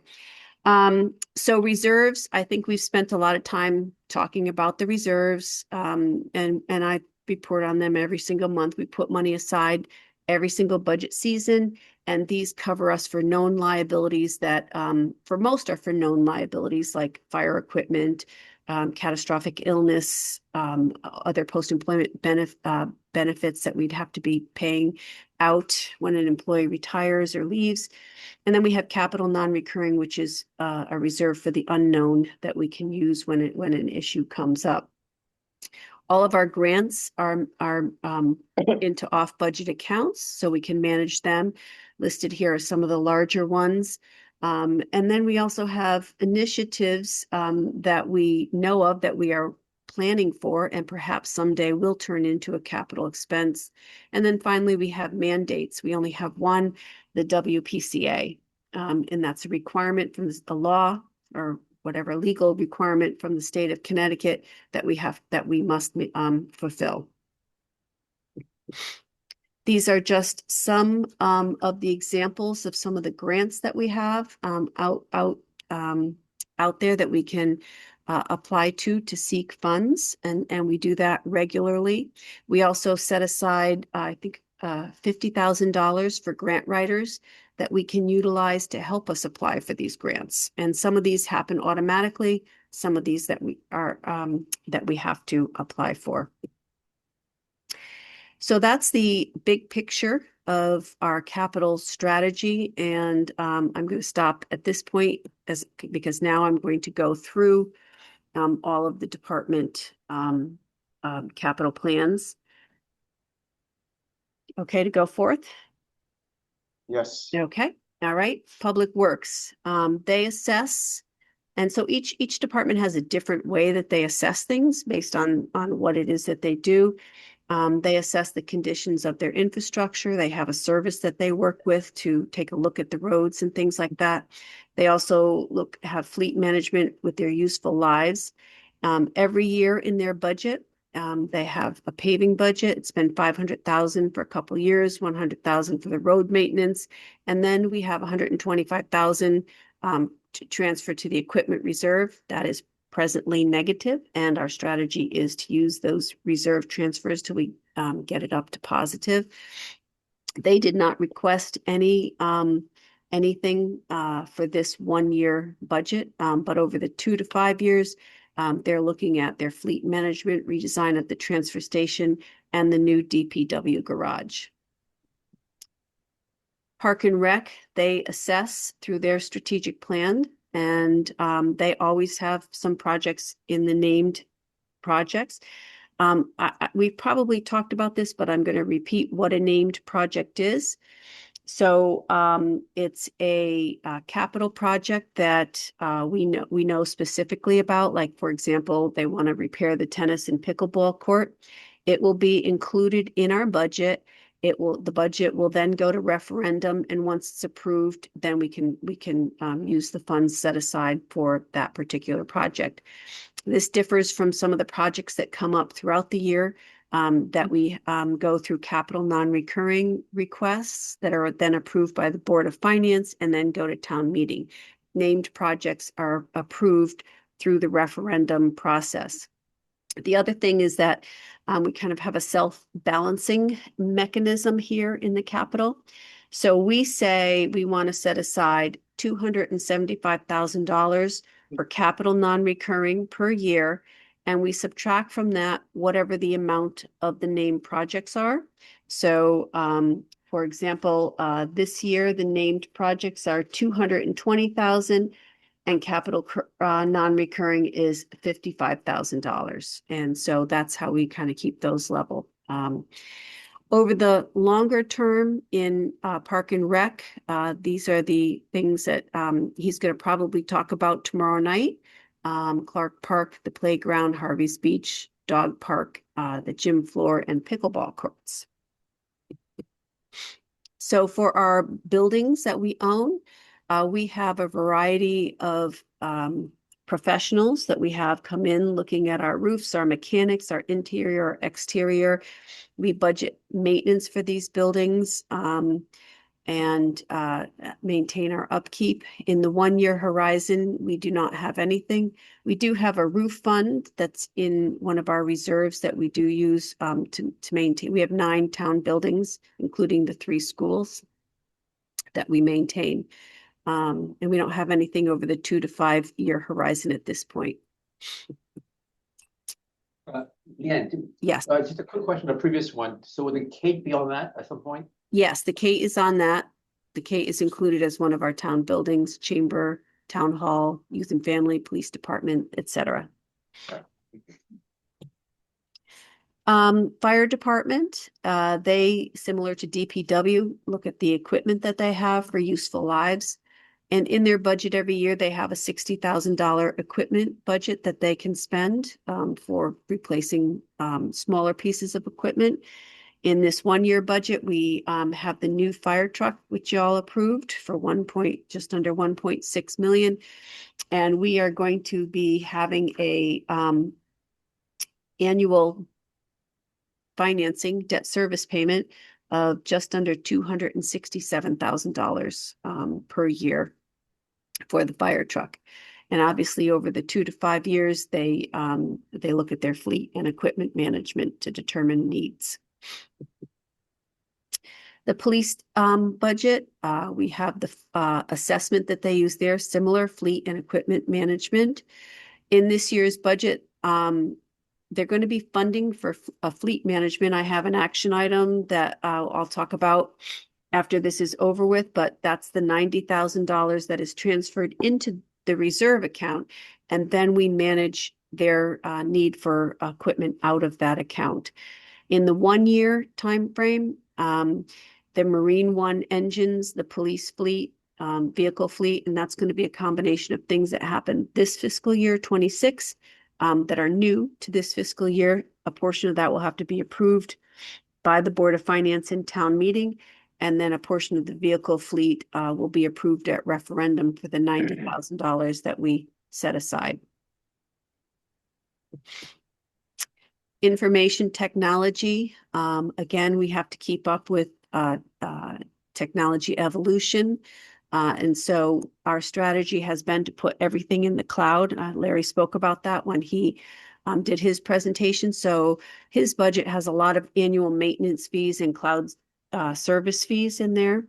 He does not need anything over the next year, but in the 2 to 5 years, you could expect to see a request for replacement of servers. And economic development, they have their marketing plans and things like that they look at to improve the business district.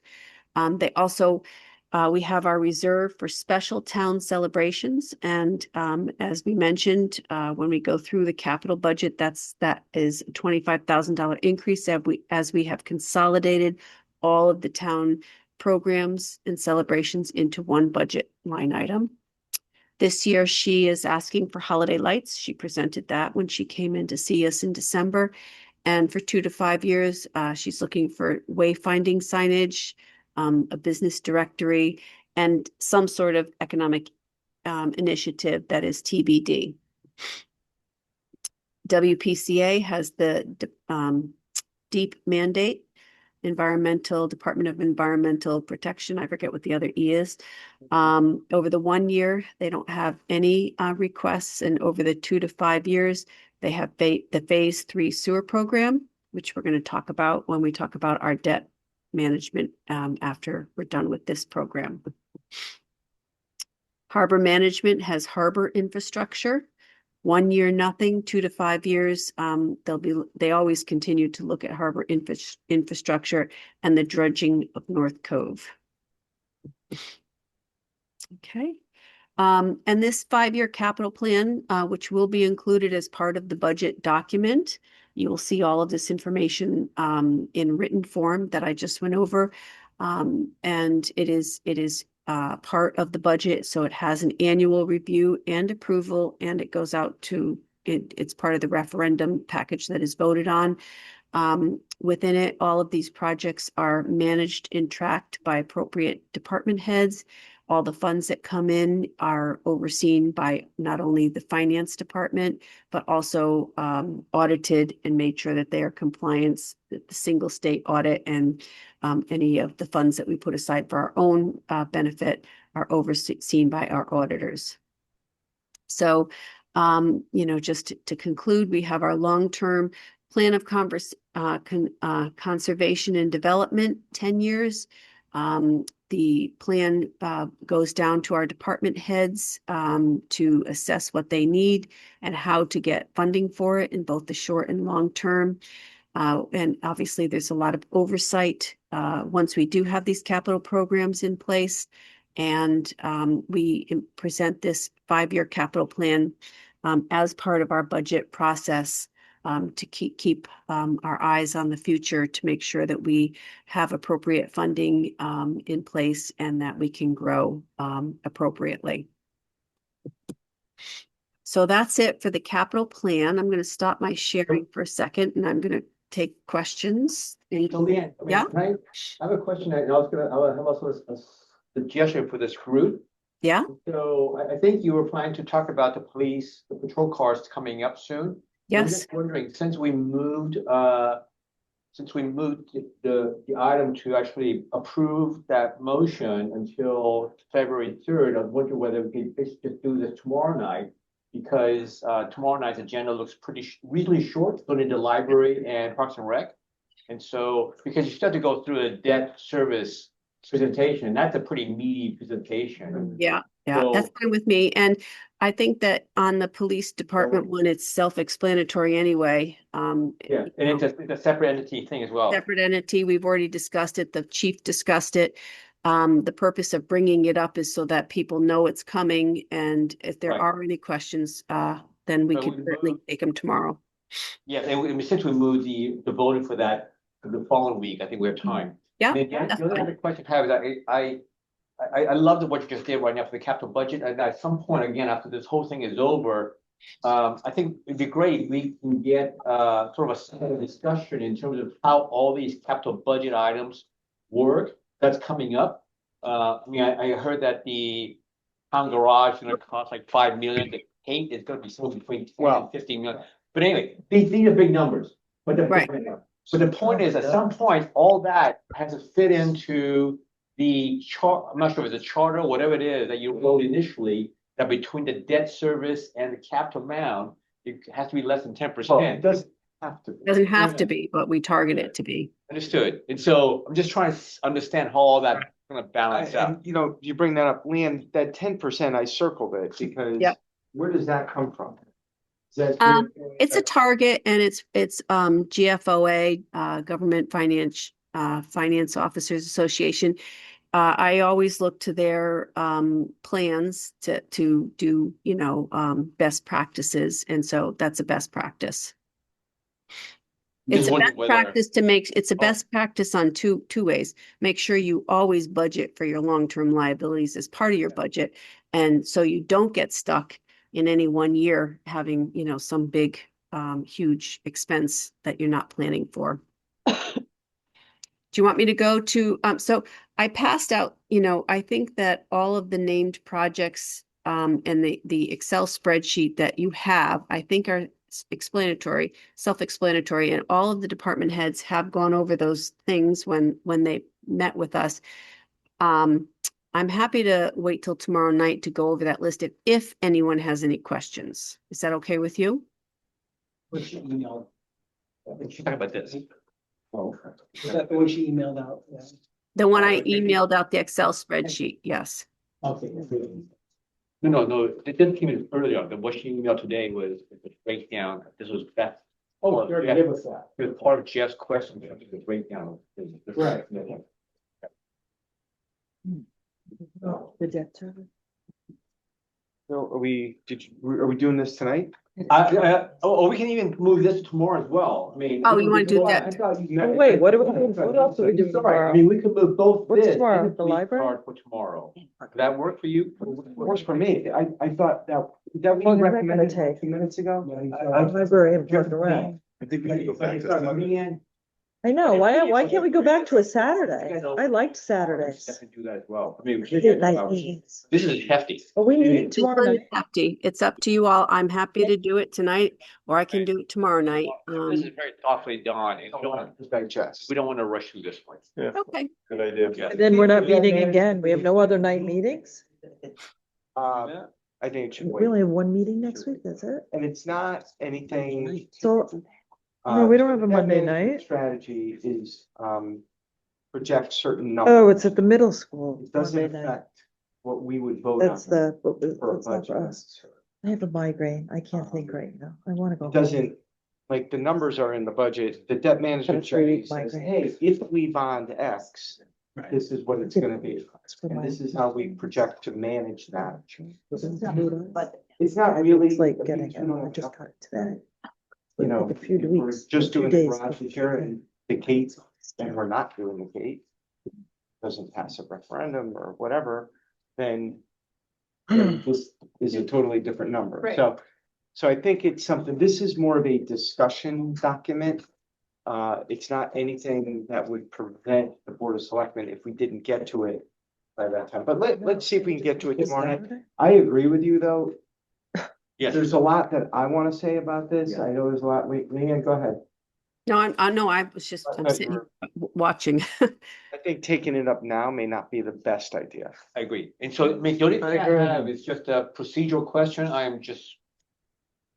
I do not know this, right? So tonight, this is a strict agenda type thing, right? So on tonight's agenda, debt service is actually an item. So we're not gonna do it. If we decide to do it tomorrow, it will not be on the agenda. Is that gonna be a problem, I guess, for a planning point? It's not a problem because the agenda all includes other budget presentations, so it's a catch-all, so we could talk about it. Guess what? If we had to do it, we could do it at a meeting in 2 weeks or 3 weeks. I mean, Sure. it's not a problem to do it at a later meeting either. I don't think, Leanne. No, I think what the Board of Finance and the Board of Selectmen needs to be concerned with at this time is that the amount of debt service is 2.517 million. And, you know, it's a $38,000 year-over-year change, and it contemplates doing a new issue next year of $8 million. Yeah. And that's still TBD. We don't know exactly what that's going to be. We can always come back to the Board of Finance next fiscal year and modify that if need be. But that's what you need to be aware of as part of this budget for fiscal year 27, all that we know at this point. So I would say between you and Leanne, you guys can decide when you want to present. Right. But it's a good time, right? Let's get through the budget. Absolutely, get through this, Right, and I I can think. tell you, February 3rd may be a pretty long meeting already, so you don't want to cut, we don't shortchange the Board of Ed. And so, whatever's appropriate. The one thing we might want to do for the Board of Selectmen is to do a Cliff Notes version. So what Leanne just said, the debt service we're projecting for fiscal 27 is 2.5 million and change, assuming we do an $8 million bond issue.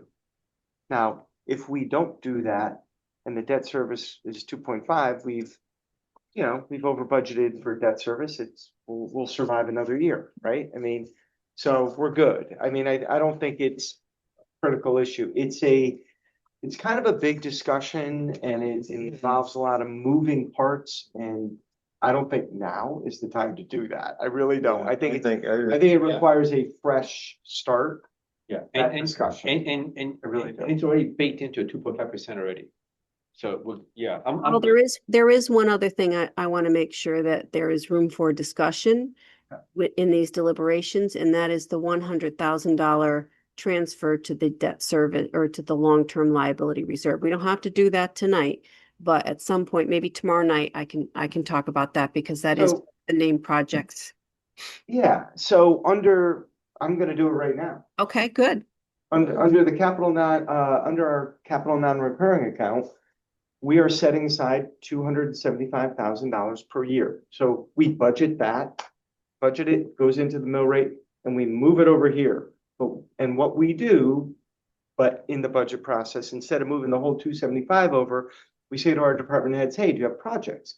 Yeah, so that's the I think it was 120,000 or so. Yeah. That Ray came up with that. So I made a suggestion. I said to Leanne, because it looks like there's a bond issue coming, and we only have 120,000 projects requested this year, hey, let's take 100 of that from capital non-recurring, make it a named project, and we're just gonna move it into our long-term liability account so that we can address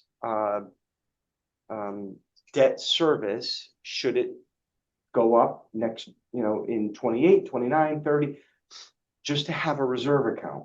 The money's there, let's do it. I get worried long-term for the town when honestly, I had not heard 10 to 15 million. I had heard some other numbers for the Cape project. The WPCA project, I don't know how much that's gonna be. I don't know when it's gonna happen. I don't know how much we're gonna put on homeowners, how much the town's gonna undertake as a general obligation bond. We have, we have a seawall we have to repair down by Dock and Dine. We're doing that whether the referendum passes or not, because we have an easement for a walkway and we have to fix the seawall. And we want that easement, we want that walkway. So we are, that could be a debt project. And if the referendum does pass, Jane, to a discussion we had at the Board of Selectmen meeting, hey, and we have a $2 million park we need to build and a $2 million park we need to build at Town Park.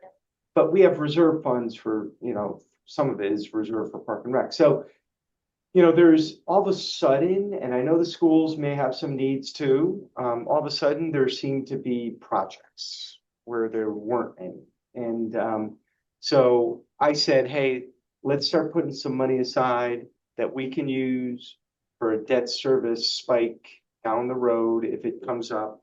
Why not? It's in the long-term liability fund. Does that basically cover it, Leanne?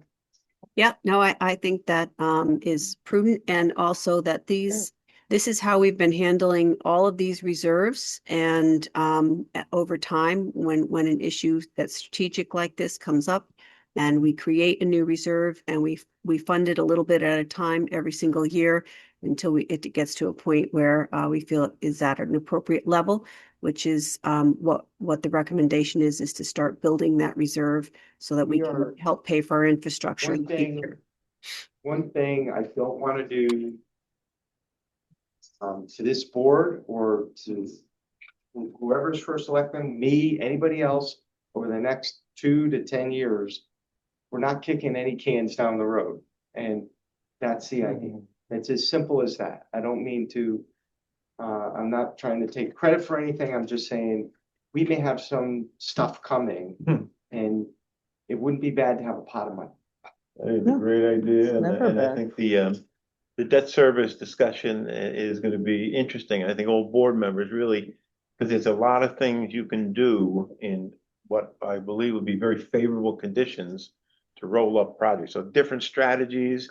So setting aside and kind of setting a precedent for increased debt reserve, I think, is very. In addition to that, we have declining debt service. So working the two together as we take on debt to kind of keep somewhat of a level debt service level.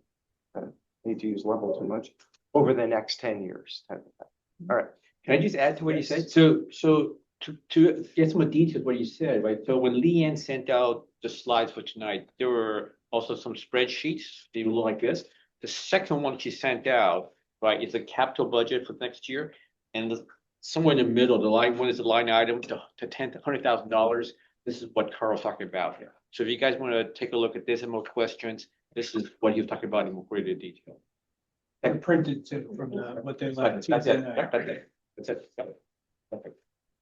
Carl, can I just ask one really quick question about that 5-year plan that Leanne had up? Harbor Management listed dredging in North Cove.